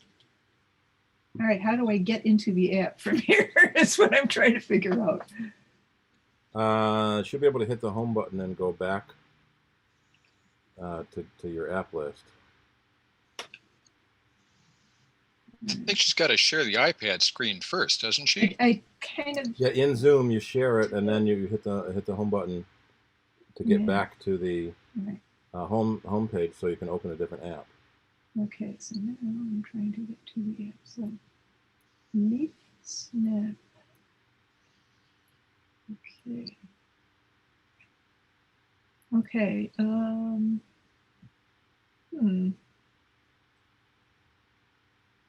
It doesn't seem to be sharing.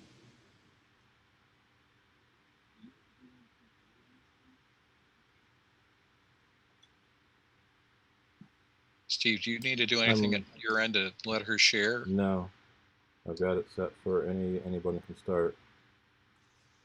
I'm trying to get it logged in on my phone to see if there's a difference. On the computer, you have to tell it which window to share, but I don't think you have to do that on the phone. I'm actually doing it from an iPad, but it should be the same difference. Should be right? same thing there, yeah. Now I see a little icon that's for Zoom. Now that just takes me back to my Zoom screen. Let me try it again. Let's see, share video, share content. Screen.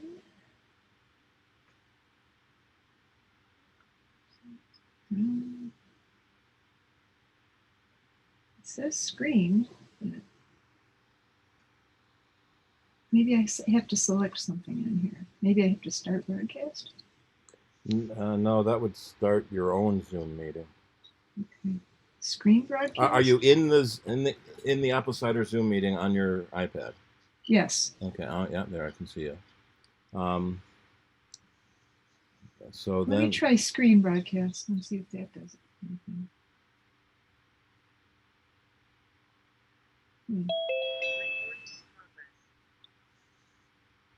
Dang it. Let me see how mine works. What if I just turned my device around? Is it going to be backwards? Will you be able to see it? Your it's blanking it background, out. the thing with the background fill is deleting the image of the iPad. Yeah, mine, that worked. Oh, okay. Well, I got mine working. So yeah, you hit the share screen. I did share screen, and now I came to the page that says select. Now, what do I try to select something? Select your screen. So share content, and then hit screen. I did. Okay, and then it should say screen broadcast to Zoom. Screen broadcast. And you can turn microphone off because you don't need your mic on there twice. Microphone off. But now it takes me back to my Zoom screen. And then start broadcast. So I do start broadcast? Yeah. Oh, okay. So yeah, that too. The word, yeah, the wording is bad. Okay, let me try starting the broadcast. 3, 2, 1. Yep. Here we go. Okay. So I'm sharing my screen. Now if I go back to Leaf Snap, you see it? Yes, we can see your screen. Yay. We can see plan identification. Okay. All right. So let me start with taking a photo and see how that works. All right. So my two choices obviously are take a photo or use the gallery. So if I take a photo, I hit the take photo button. It says wants to use my access my camera, and I'll say okay. And now I get to actually find where my camera is on here and take a photo. I'm now hitting my button. And now I get to choose use photo. And I'll choose that it's looking at a leaf type. So I will hit that leaf type icon. What? Oh, there's your ad. It must be an ad. Okay.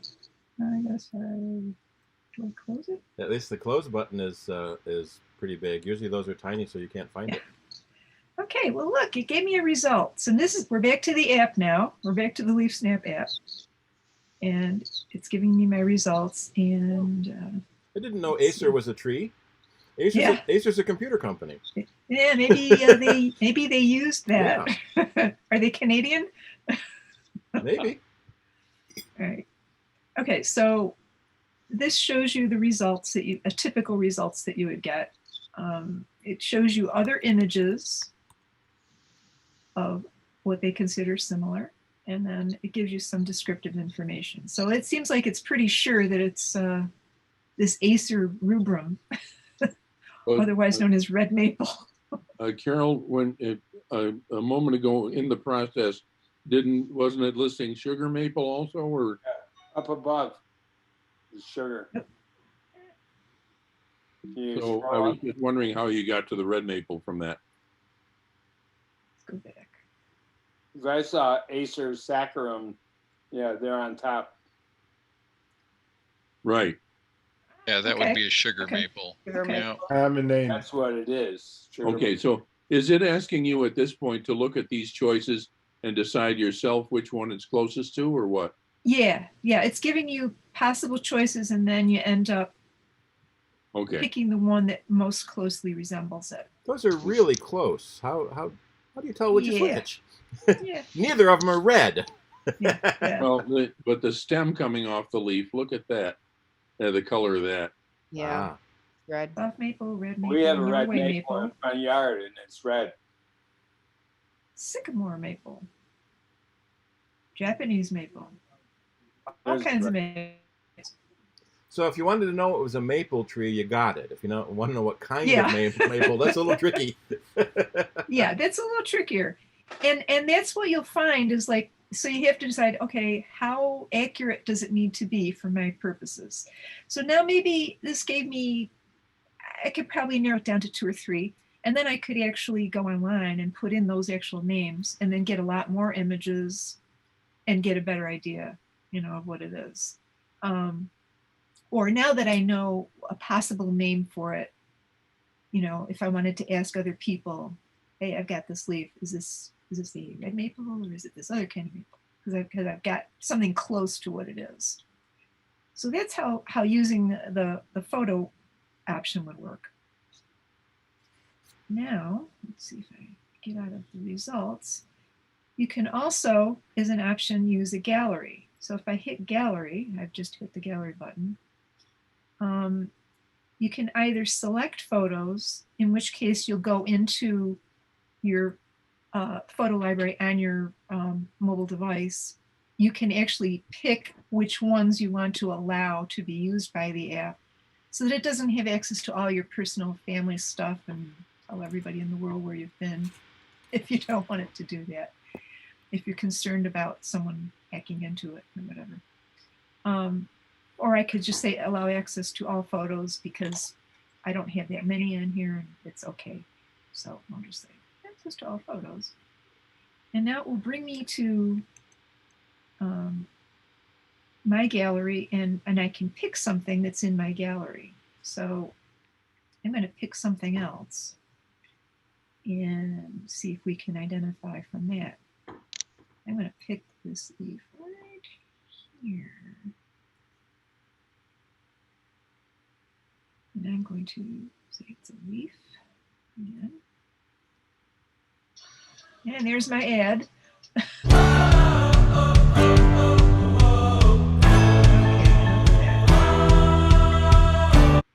Okay, done with the ad. Now we get to the results. And let's see, I'm going to name Coleus. And I happen to know that that's what it is. Yeah. So I can look in here and it gives you some different possibilities of Coleus and then some other things that aren't really Coleus. So again, it could be either the top row or the second row, it seems to me. But they all seem to be Coleus. I think the top row is a little pointier and the bottom row is a little rounder. So that's how that works. And if you make a selection for which one you think is closest, then you can say read more. And okay, blah, blah, blah. Goodbye. It'll give you more information, and I'm having a little trouble scrolling here. And then it will let you share information, and I'm not going to do that. What does cared information mean? Is that we're still looking up more cared information about this plant? Is that supposed to be shared or curated or what? I think they mean shared information about this. Yeah, they misspelled it. They're talking about care information. They shouldn't have had a D in it. Oh, So, okay. like, if you wanted to know how to raise this plant, Right, you know, how right, much should you water it, and that sort of stuff. So maybe Well, that makes more sense. How to care Yeah. for it. Yeah. So typically you'll get more information than that about caring for it, and it might tell you a little history of it, like where it originated and that kind of thing. All right. So that was very quick. I mean, you had to go to the library. Yeah. It would take hours. Yeah. And so this probably isn't a completely fair, sense of how quickly things go. But I know that when I tried some of these apps when I was outside, even the ones that took a while were only like around a minute, and the other ones were literally seconds before it would come up with suggestions. So as long as you have a cellular connection on your phone, or if you're in Wi-Fi range on a device. But the thing is, you can always use the option of creating a gallery, and that is take a bunch of photos of things if you're not near a cell tower to actually use it online.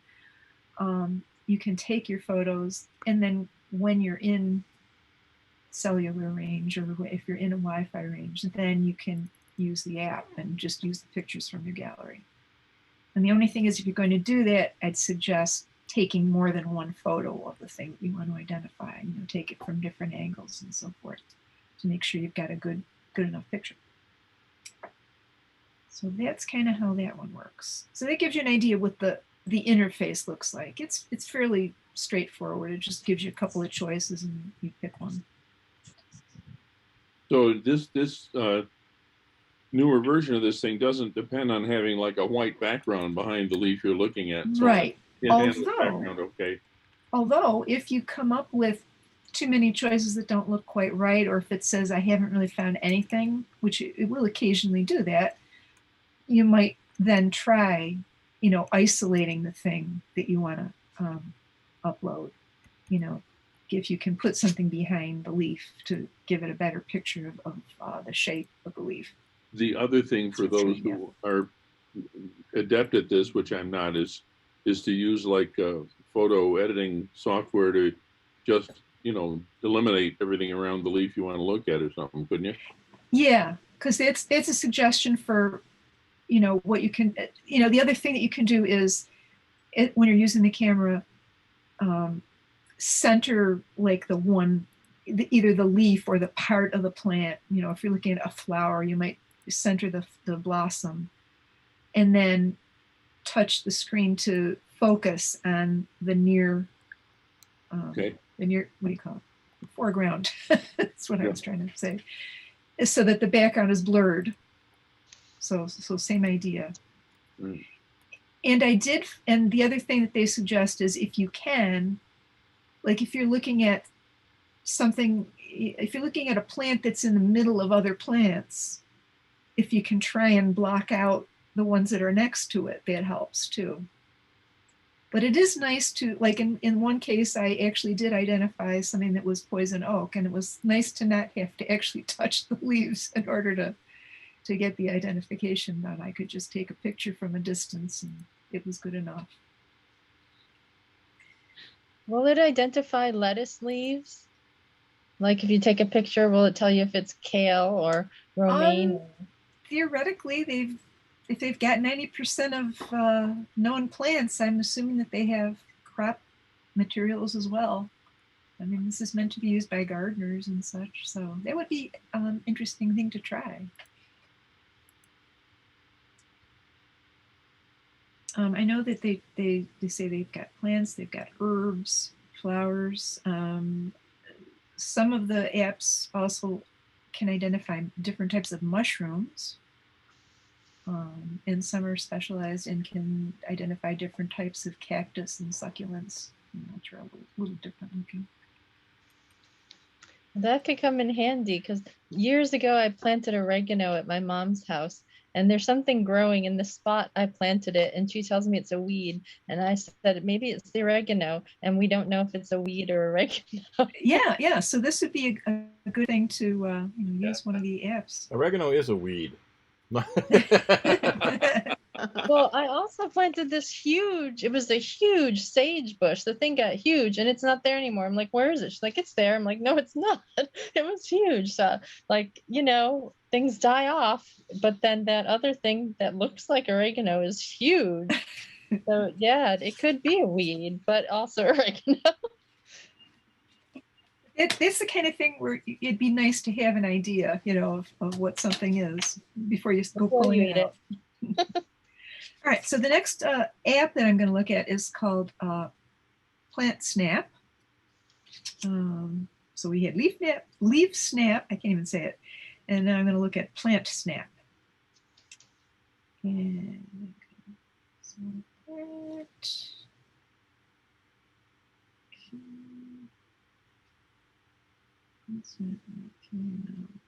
What if I say not to track? I don't know. Well, that's a new feature they added in 14.5. Yeah. So that apps want to track you. You can ask it not to track, and the apps figure out other ways to track you.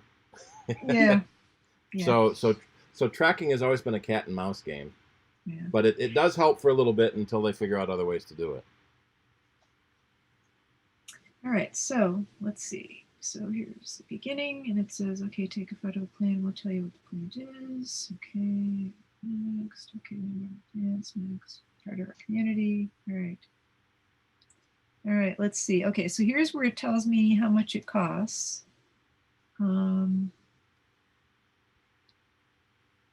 nature. So I don't want to do that. So I think this is their self-add. So I don't want to say continue because that would give me just a free trial, and I don't want that. And then charge you $19. So you got to hit the X at the top. So you got to read the screens. Yeah. Yeah, read the screens, especially if you want the free version. Find out what you're getting into. Okay, now allow access to the camera. So I will say give access, and then you'll see at the bottom there's a banner ad. It's like identify trees. It's another app that's advertising itself on here. Okay, so it's like, okay, no, I don't want to install it. So now I want to give it access to the camera. Okay, give access. Okay, now it has given access to the camera. So let me try a different leaf for this one. See what this app does. It's getting kind of dark in here. All right. It would be interesting to try different apps on the same leaf and see if they differed in their identification. Maybe I should do that. Let's try that same old leaf first. Oh, thank you. It's my lovely assistant turning on the lights in here. Okay. Yeah, that's good. All right, so now I'm going to take a photo and skip the tutorial because I'm done with that. Skip the tutorial. Okay, let's invite to accept. Hey, why did you do that? Yeah, that was another security feature they added, so apps don't get access to every photo you have. I know, but let's take a photo. Oh, okay, well, I don't know why that happened. Let me go back. Let me go to results. I'll just say allow access and we'll see what happens.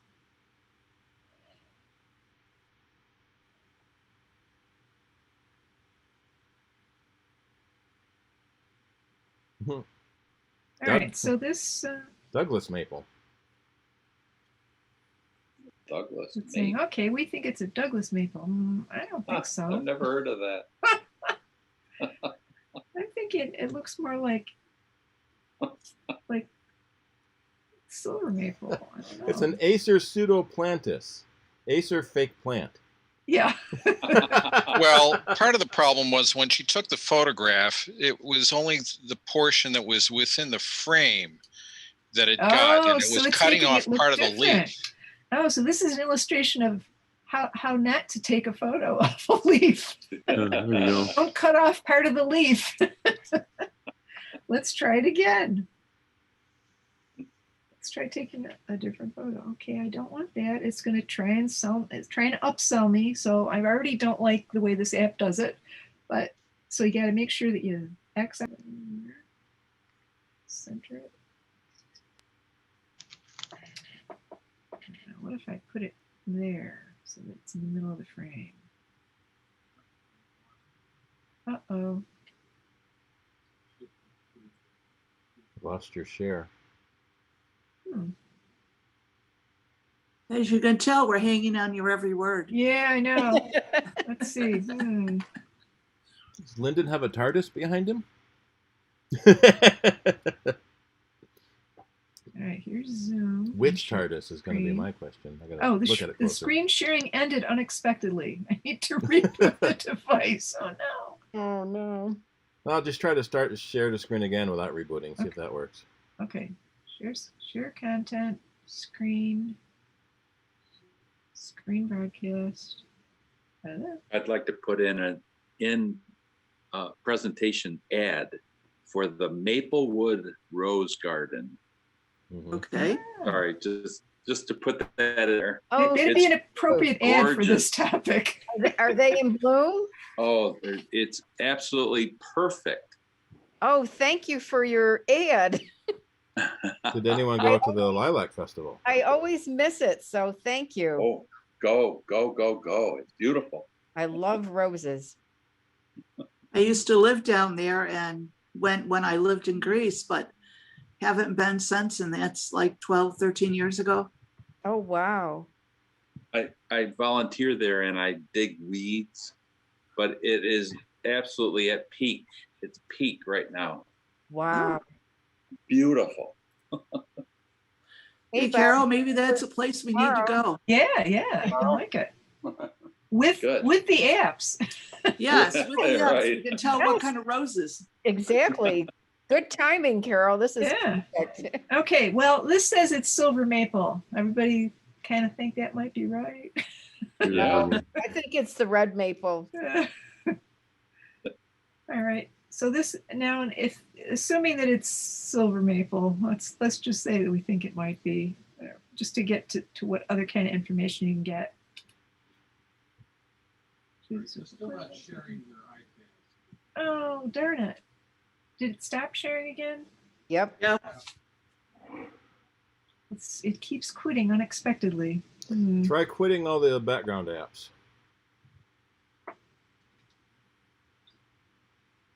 Messages. I don't know if I can And do I don't know photos. which TARDIS this is. Maybe there's an app for it. I'll have to ask K9. It's got the circles like Tom Baker, but I think it's newer than that. Another channel is probably chewing up bandwidth. Send it to Google reverse image search. All right, so where was I? Next snap. Okay, let's try this again.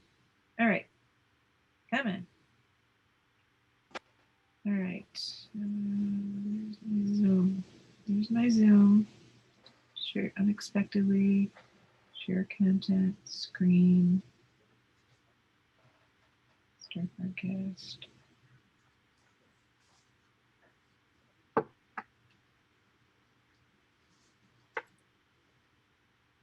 And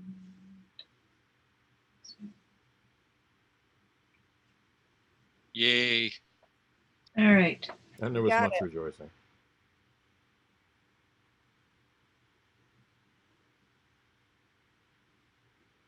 See, that time it identified it correctly is leaf silver maple.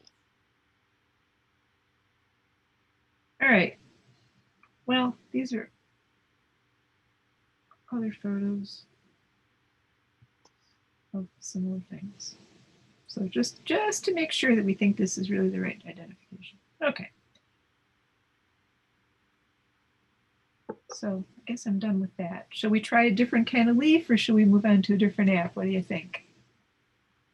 Well, go on to a different app. Try that Natural D. Yep, sounds good. Right.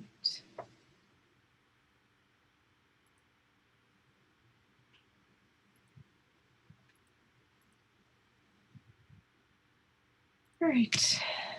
What's the next one I'm going to do? All right, the next one was picture this. And that's the picture this is an app that does a lot of self-promotion and it kind of pushes people to go on social media. So have a free version and it's used the same ways as a lot of these other apps that you take a photo and upload it and it gives you possible results. It's free, but for the free version, you only get 5 credits, which means you can do 5 identifications. And then in order to get more, you have to watch ads or share on social media to get more credits. So it kind of pushes, that's the way it does self-promotion is by getting you to use social media, then you get more people involved in it. So it seems like most of these, you end up just buying one. So you don't have it's to. Kind of like it's giving you free, but you get annoyed. So if you don't want to be annoyed, then you have to buy the paid version. I guess it would be that. Yeah. If I you're just guess- going to use it once in a while, like maybe 5 tries is enough. If you're just on a walk and you see something interesting, I want to know what that one thing is, or But or if you want to, if they give you 5 credits a day, then you could, I could live with 5 credits a day, I guess. But if you want to do it a lot, if you're going on a hike and you want to identify a lot of things, then maybe you go for the premium version. So their cost for premium is $1.99 a month, which is not too bad, or $19.99 a year. But again, it's $20 for a year, and it's just the one app for the year, So I got this one for 20 and I got the other one for 50. And, it's just like buying magazine subscriptions. It kills you after a while. right. So let's see what we can get from the free version of Picture This for my 5 credits that I get for today.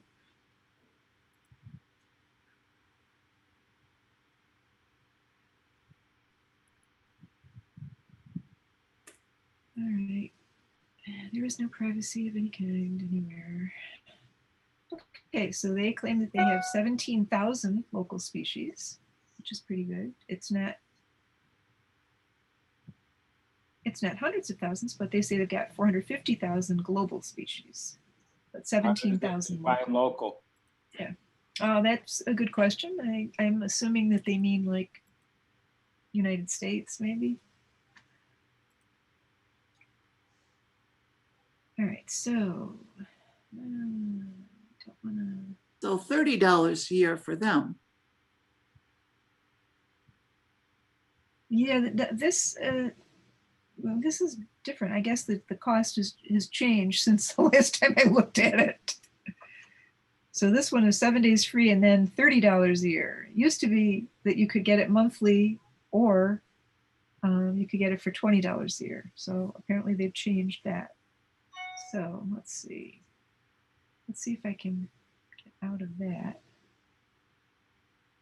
And so you have to not choose either of those options and just close that window. And then it takes you back to the free page. And then as you can see, your free day premium hasn't been claimed yet.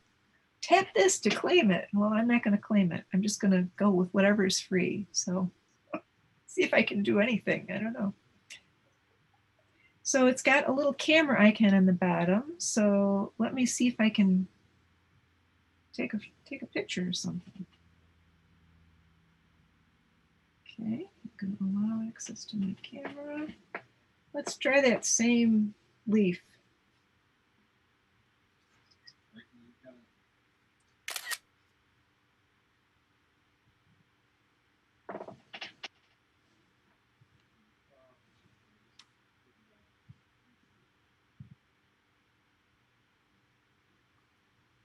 So this one came up with silver maple. And then if you like this particular thing, you can say add to my garden, and then it'll keep track of the things that you said you liked and that you're interested in revisiting. So if I say add to my garden. Okay, it worked. Yay. Then it brings me back to the page where they really want me to get that free trial period. Yeah, I bet so adding I have to your cancel garden. out. Yeah, I bet adding to your garden is a pay feature. Yeah. But no, it here isn't. It It added it there. No, it added it there. Hopefully I'm not in my free trial period. We'll find out tomorrow when I go on. Let's see. I've got 4 days left. If Okay. if it would start your subscription, it would bring up a confirmation. Yes, because I'd have to pay, right? Yeah. Okay, so that's how that works. They also have diagnosis. So I know that when I was researching this, that if you have plants that have problems and you want to have someone help you figure out how to treat them, you can get a diagnosis. But that's, my understanding is that's not a free service. That only comes with the premium version, the paid version. And when you pay for it, you might get so many times that you can ask for personal advice. That would be good for people who aren't quite sure what's going wrong with a plant, where if they're willing to pay that $20, whatever it is, and say, but I could have someone come and tell me you're overwatering. Yeah. You're not watering enough. You put it in too much sun. Exactly. So if you're interested in something, in an app that has like a diagnostic component to it, make sure you find out what you get, and like you might only get 2 tries or 3 tries every 6 months or something. So if that's something that you're interested in, find out like how much you get and if that's going to, suit your needs.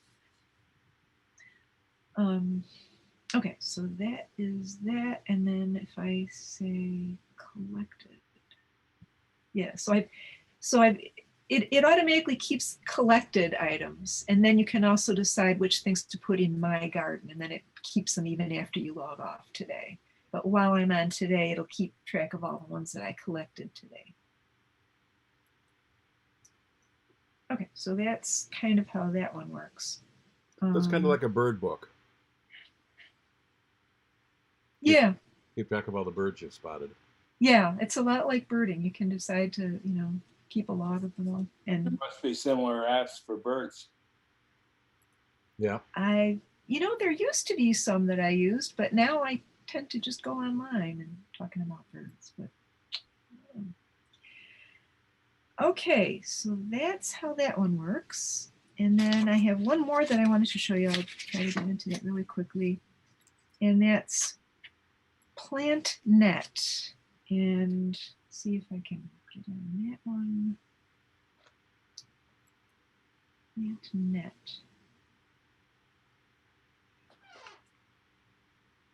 PlantNet is primarily a research platform. It works the same way as the other ones in that you take the photo or upload an existing image, and you can take pictures of leaves, flowers, or bark, and then you get potential results, and again, you decide what most closely resembles your photo.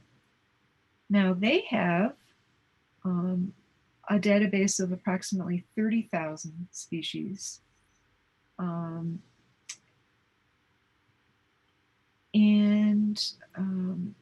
They're a collaborative database that is, it's similar to Wikipedia, that as an observer, you upload things and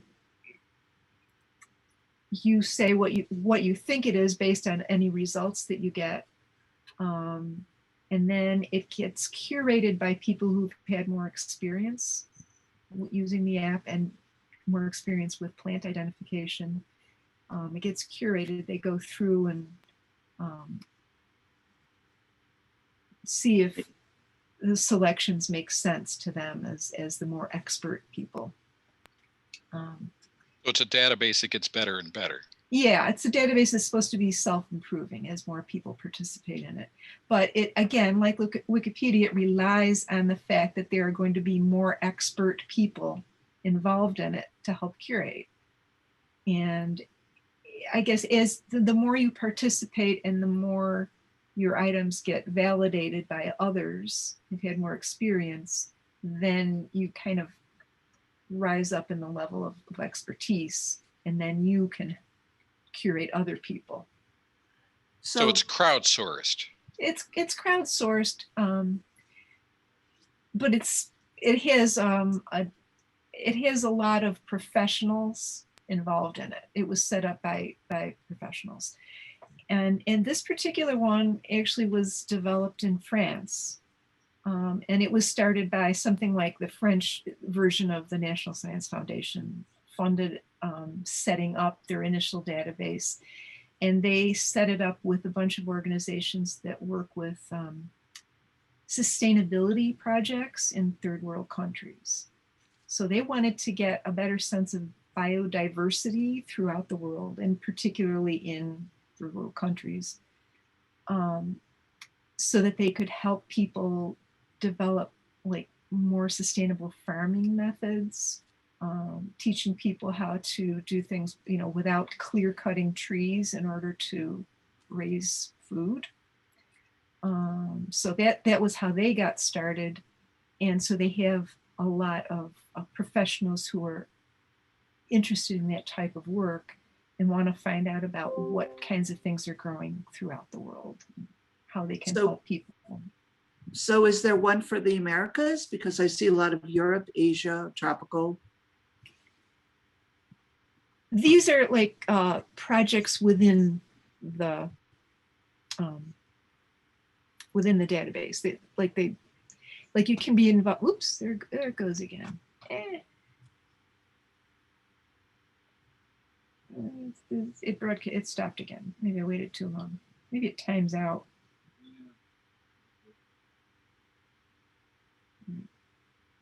But it works kind of the same way where you take a picture and it tells you what it is, or? Yeah, basically the same thing. Let's see. Oh my gosh. I wrap this up here. Okay. All right. Okay. Go to application. It's not letting me get out of here. Come on.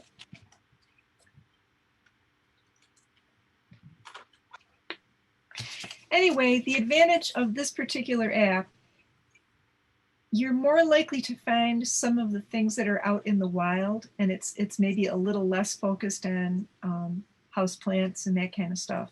So you're more likely to find the kind of things that you would find while out hiking. Wild plants, wildflowers, and so forth. It's completely free. They don't bug you for money. The way that they keep going is through contributions through the foundation that funds them. So they do have a place where you can say, I want to contribute, but they don't keep bugging you the way some of the other apps do. Okay, so that sounds the most likely of all of them if they have enough plants in the database to know what you're looking at. So it's kind of like, it's nice if you can use that app once in a while and get more images up there and help them grow their database. And they also have a web version. So you can go to identify.plantnet.org for the web version of it. So if you're interested in looking at them. What is it? Plantnet. Okay. .org. Okay. So if you had to choose one of the apps over all the others, which one would you say, oh, this is the one I like the most? I still like Leaf Snap because it's pretty easy to use, and it's just the one ad. After you take your picture, you get the one ad that you have to navigate through, and then that's it. And they're that. And the ads are like, again, it's a third party server that puts the ads up, and they're more likely going to be plant related things because they know you want plants. And you'll find that other plant apps will advertise on there. So you have to be a little careful that you don't, like I said, accidentally click on an ad thinking that you're working within the app. Okay. So that's about it. I got tons more stuff I could show you, but we're probably all tired of looking at these apps for now. Now, question, Carol. Will it do a fungus of the day? I haven't yet tried any of the fungus stuff because it's newer in all the databases. Like 2 of the databases just started offering identification of mushrooms. So I haven't field tested that yet, so I don't know how accurate it is. Okay. But I do have. We could try one if you're willing to let me try one. I have a friend texted me a fungus from California. We do a fungus of the day, and I'll see if it can identify it. Let me just take my sock off. Toenail fungus. I think it has to be like the kind of mushrooms that you can see the shape of them, rather than like some of the tree fungus. I don't even know how you would identify it without looking under a microscope to know what it is. Well, Debbie Breeze Garlick is always posting her funguses of the day and her chicken of the woods or whatever it's called, and different things that she's eating and harvesting and stuff. And it's like, I don't know if she has an app because she knows all the names of them, I guess, from foraging so long. But it's always interesting to see what she's imbibing. She makes dinner out of them. She makes drinks out of them. She just almost every day. So I'm thinking she probably had some kind of app or whatever when she started this. So she knew what she was eating, especially mushrooms and stuff. Yeah, she wouldn't want to poison herself. No, but she's been doing this a long time, as long as I've known her, and that's probably a good 20 years or more. So, wow. I am apparently frozen on my iPad. I'm gonna have to. That's okay. Mm-hmm. Yes, I tell her. Maybe it's time to reboot. Yeah. Well, that's good, Carol. I think you gave us enough. I am going to look up some stuff, and maybe next time we have a meeting, I'll see if I can, show you how it deals with some of the mushrooms. Yeah, because you have to really get out there and take pictures of stuff for it to see which one works out best. Because it might be that one of the ones you have to pay for might have the easiest and best identification. In which case you're like, well, then I'll just bite the bullet and spend $20 a year. And I could go out and get unlimited pictures and stuff and learn about it, because it looks like some of them where it would tell you about the plant, and then if you want to buy the plant, how to take care of the plant. Yeah, which is another thing, where. Yeah. So like I said, it depends on if you're interested in using it for gardening purposes, or if you just casually want to know what something is. You're hiking and you see a yellow flower and you're like, "What's that?" And should I touch it or not? Like, no, don't touch it.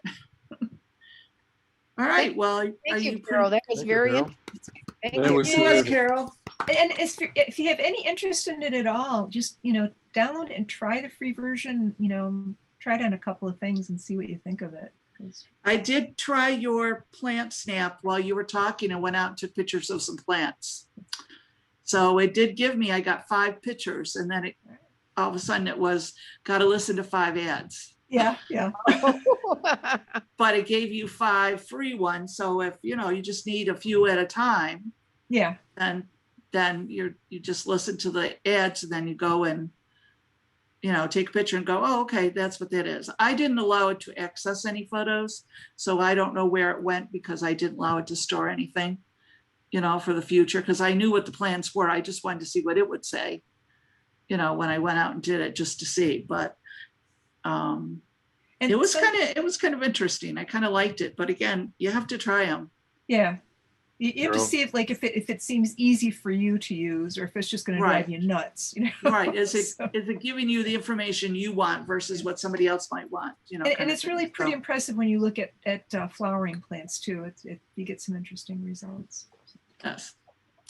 Carol, All right, Carol. Well, Yeah. thanks much. hey, Carol, have you ever used one called Seek? I did read about that one, but I didn't actually try it myself. Okay, yeah. I just was outdoors with somebody on Monday night, and he had it on his phone, so he used it on a tree, and that's all. But I don't know that it would necessarily have any advantage over what you showed us. Great presentation, wonderful. Well, thank you. I have a Yes. quick question for Steve, if I may. During Carol's presentation, I got a little notification on my screen.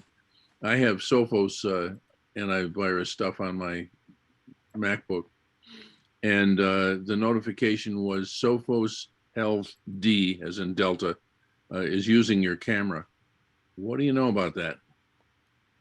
Sophos what, D? Sophos Health Health. D. Yeah, HEALTH. Well, the D means it's a daemon. you have demons running in your computer. Yeah, I've heard about demons years ago. I have no idea what they are, and don't explain it because I don't understand that either. But They want to come and take you over, Charlie. I have my own demons. That's all right. It's a demon is just a little program that runs in the background. But why would it need your camera? Wants to send you bad X-rated pictures, Charlie. Well, I don't know if it, it's like it looks at me for a few minutes. Oh, okay. It has camera and microphone protection built in, so that it can alert you if something else is using your camera, or if something's using your microphone. So it should go off because Zoom is using it. Oh, okay. All right. Thank you. Yeah. So you can tell that Zoom is okay somewhere. Yeah. Yeah. Or not, because if you don't know you're running Zoom and the camera turns on, you want to be notified. Right. Thank you. But anyway, it's about Sophos. It's not about my health. Right. It's not like using the camera to see if after a couple of minutes I haven't moved, and it should say I'm dead or something. Something like that. Yeah. Yeah, I think you're still very healthy there, Charlie. I wouldn't worry about it. That's why I keep the lights dim. You can't tell. Okay. Yeah. So, do we have any other questions? Surely. Anything? You have to go to google.com. To what? Go to google.com. Today's doodle is celebrating you-ish. It is? What is it? What do you mean it's celebrating me? Let's see. Is it your birthday? No?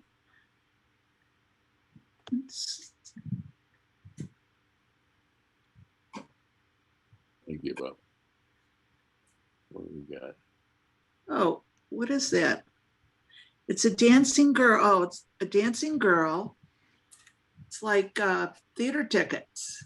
You're going to the theater? So half the trick is trying to guess what it is before you click on it and see what it is. Well, it looks like film because it's got the brackets on the sides. It's got tickets that spell out Google, like tickets. Like Google always does with their doodles, yeah. And it looks like somebody getting refreshments, a woman. But it looks like Shirley Temple dancing on the screen. Yep. Maybe it's the That's anniversary correct. of the invention of the Shirley Temple. So yes, it was Shirley Temple. And I was named after her. Oh, I don't know why, because today isn't her birthday or her death day, so I don't know why they're celebrating her today. I don't know, but I grew up with Shirley Temple. So it was so like did I. I loved her movies. Oh, I loved her movies. Yep. And my cousin, he had a Shirley Temple doll. And so whenever I went to go visit, I got to play with the doll, which was like pretty life-size for a little kid, Yes. kind of thing. But it had the blonde ringlets and the whole bit Wow. and stuff. So that's what I remember. On June 9th, 2015, California opened a Shirley Temple exhibit. in the Santa Monica History Museum. Ah, Oh, okay. very good. She only earned $1,000 a week, but got 16,000 fan letters in a month. Wow. Steve, when I opened Google.com in Safari, which I apparently the answer to this must be that I mostly do it in Chrome, because it's telling me it's been 6 months since my last Google account visit. It wants me to update my or verify my settings. I don't think we got a problem here, but okay. Yeah, it's Oh, a bit my. probably because you haven't used it in a while. Well, no, but the thing is, actually, I have Gmail open in Safari most of the time. So who knows? We just haven't gone to the Google website itself. Maybe. Yeah, Well, probably true. Steve got green light, so all of a sudden I don't have a Roadrunner account anymore. So now I'm having to go and notify people and say, look, I have another email address, you can't use it. And Oh, I've already got Wayne who said, I sent you emails, why are they bouncing? I only gave you a year's notice. Well, you just turned it off without telling me that you were going to do it, so I could have gradually eased myself I into did. it. All of a sudden I'm like, what happened to my mail? I gave you a year's notice, and then we had a month notice when they scheduled it. Yeah, but I never thought about, it would suddenly go away because we still have Spectrum. And it's weird, yeah, because a lot of people have said they didn't lose their Roadrunner mail when they canceled their internet account. So I'm going to call them, but You didn't cancel Spectrum, though. no, I did not. So that's under Spectrum. That's why I was surprised. But I canceled the internet. Email is an internet service. Oh, okay. Well, it's going to be interesting because I did half and half, and now I'm like, got to go back to every account and say, well, here's my new email address.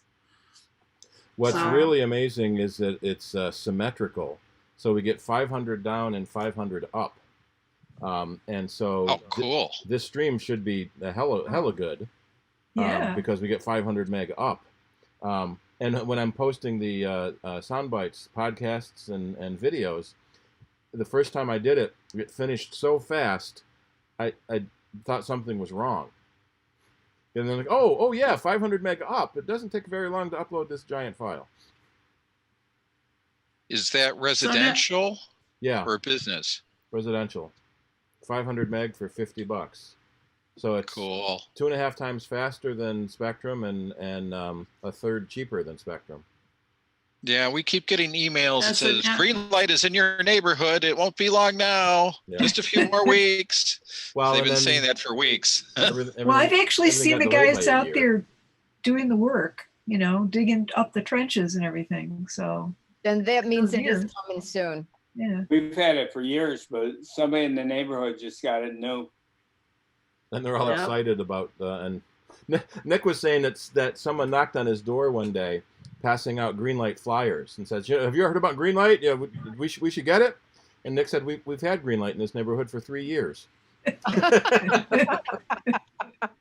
Yeah, the only thing is now having to let go of Spectrum and find an alternative. But I've already got a couple new TV streaming services anyway. anyway. Yeah. Yeah, Bob, what streaming service are you using now? A lot of them. Yeah, that's this number one. Hulu. The green light guy told me. Plus, not you have Tubi. Not that. Not YouTube. No. No. Tubi. Tubi. Tubi. No. Nope. All right. Well, that one's free, although it does have commercials. I think I got that one on my on the Apple TV. The guy told me about YouTube TV. He said you can get the local weather and news channels free as part of it. They have 85 channels. Oh. But I looked at some of them and I already have them on the Discovery app that I have. And then I have the Disney app and I have Paramount app. Yeah, we have Paramount. So I have to look at all those and see what do they have as to what do we subscribe to It's probably about time to have Phil come in for another yeah. I think so. You said you had trouble getting a hold of him. I do. So think about it now. Maybe we'll get him in like 6 months or so. Yeah. Yeah, anytime he could come do it. it would be interesting to hear from him after, which will be soon now, the new state mandate for low-priced internet for low-income people goes into effect. So what do they consider low income? Well, it just roughly, because I don't know all the details, but if you qualified for Medicaid, for example, Okay. or possibly SNAP or The school lunch Alright. program. Oh, lunches. right. All right, then you fit the criteria then pretty much. We had somebody call sound bites, and we had to cut him off because he got into a rant about he doesn't want his taxes to go up just because poor people need the internet. So, well, it has nothing to do with your taxes. This is Spectrum is a company. That shows you people don't do any research. Yeah. They hear it from someone else and think it's true. I hear people all the time complaining about paying school taxes when they don't have kids.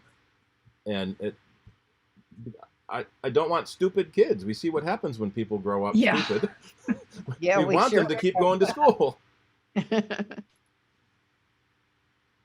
Hey, Steve, I got a problem with my Apple 4K TV. The screen goes to black and then it'll come back after a few seconds, but it keeps doing it and there's no rhyme or reason to it. I've reset my router. I'll reset the Apple TV. I'll go around and reset my switch boxes. You know, it doesn't make any difference. It still seems to happen. I don't know what it is, if it's a function of the amount of information it's trying to take down from the internet. I don't know what. Shouldn't be. Have you tried check for updates? Yeah, all the updates have been done. Maybe do someone's at the door. Maybe do a clean reset. What is it on the Apple TV? There's you basically erase and reinstall. I think it's somewhere in settings.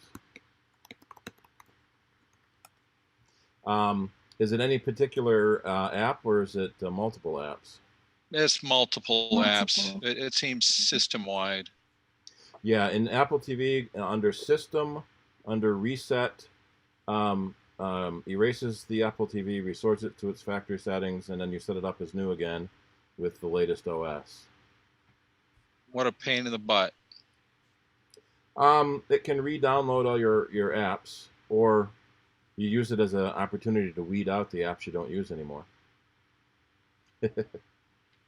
All right. Well, I'll have to record what all of those are, I guess, and give it a shot. But that would be in your purchase list, so you don't necessarily have to write down everything.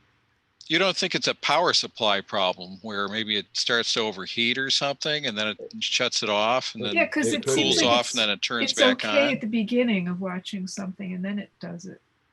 Do you have it tucked in a cubby with the rest of the video equipment? It's not really tucked in a cubby at all. It's got plenty of air around it. It's a topmost device. I see a discussion about similar issues with it going black. Someone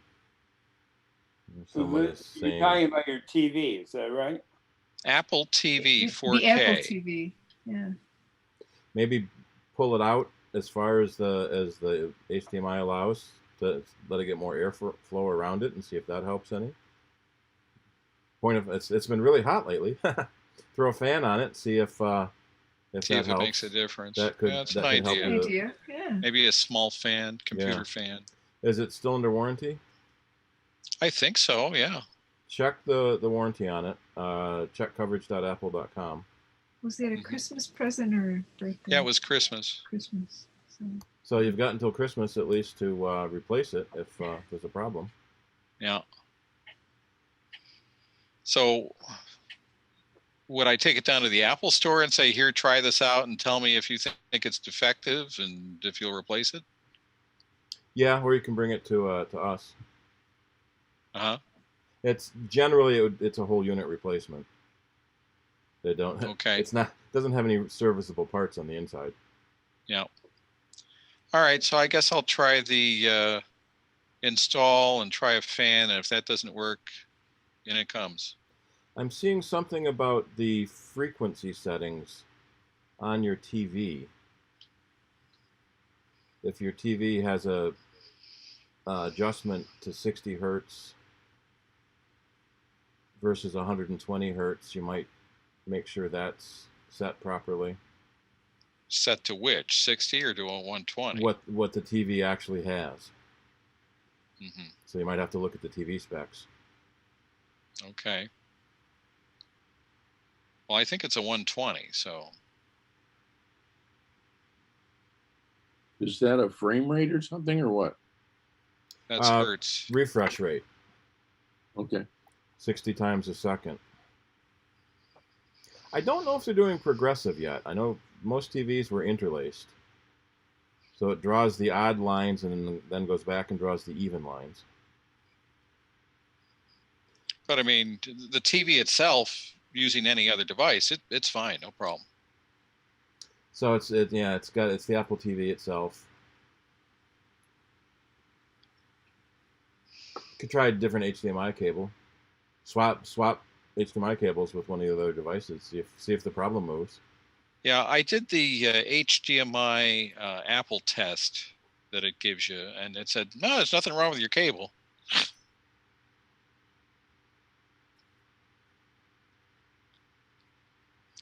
All right. Well, thanks. It's been helpful. Yeah.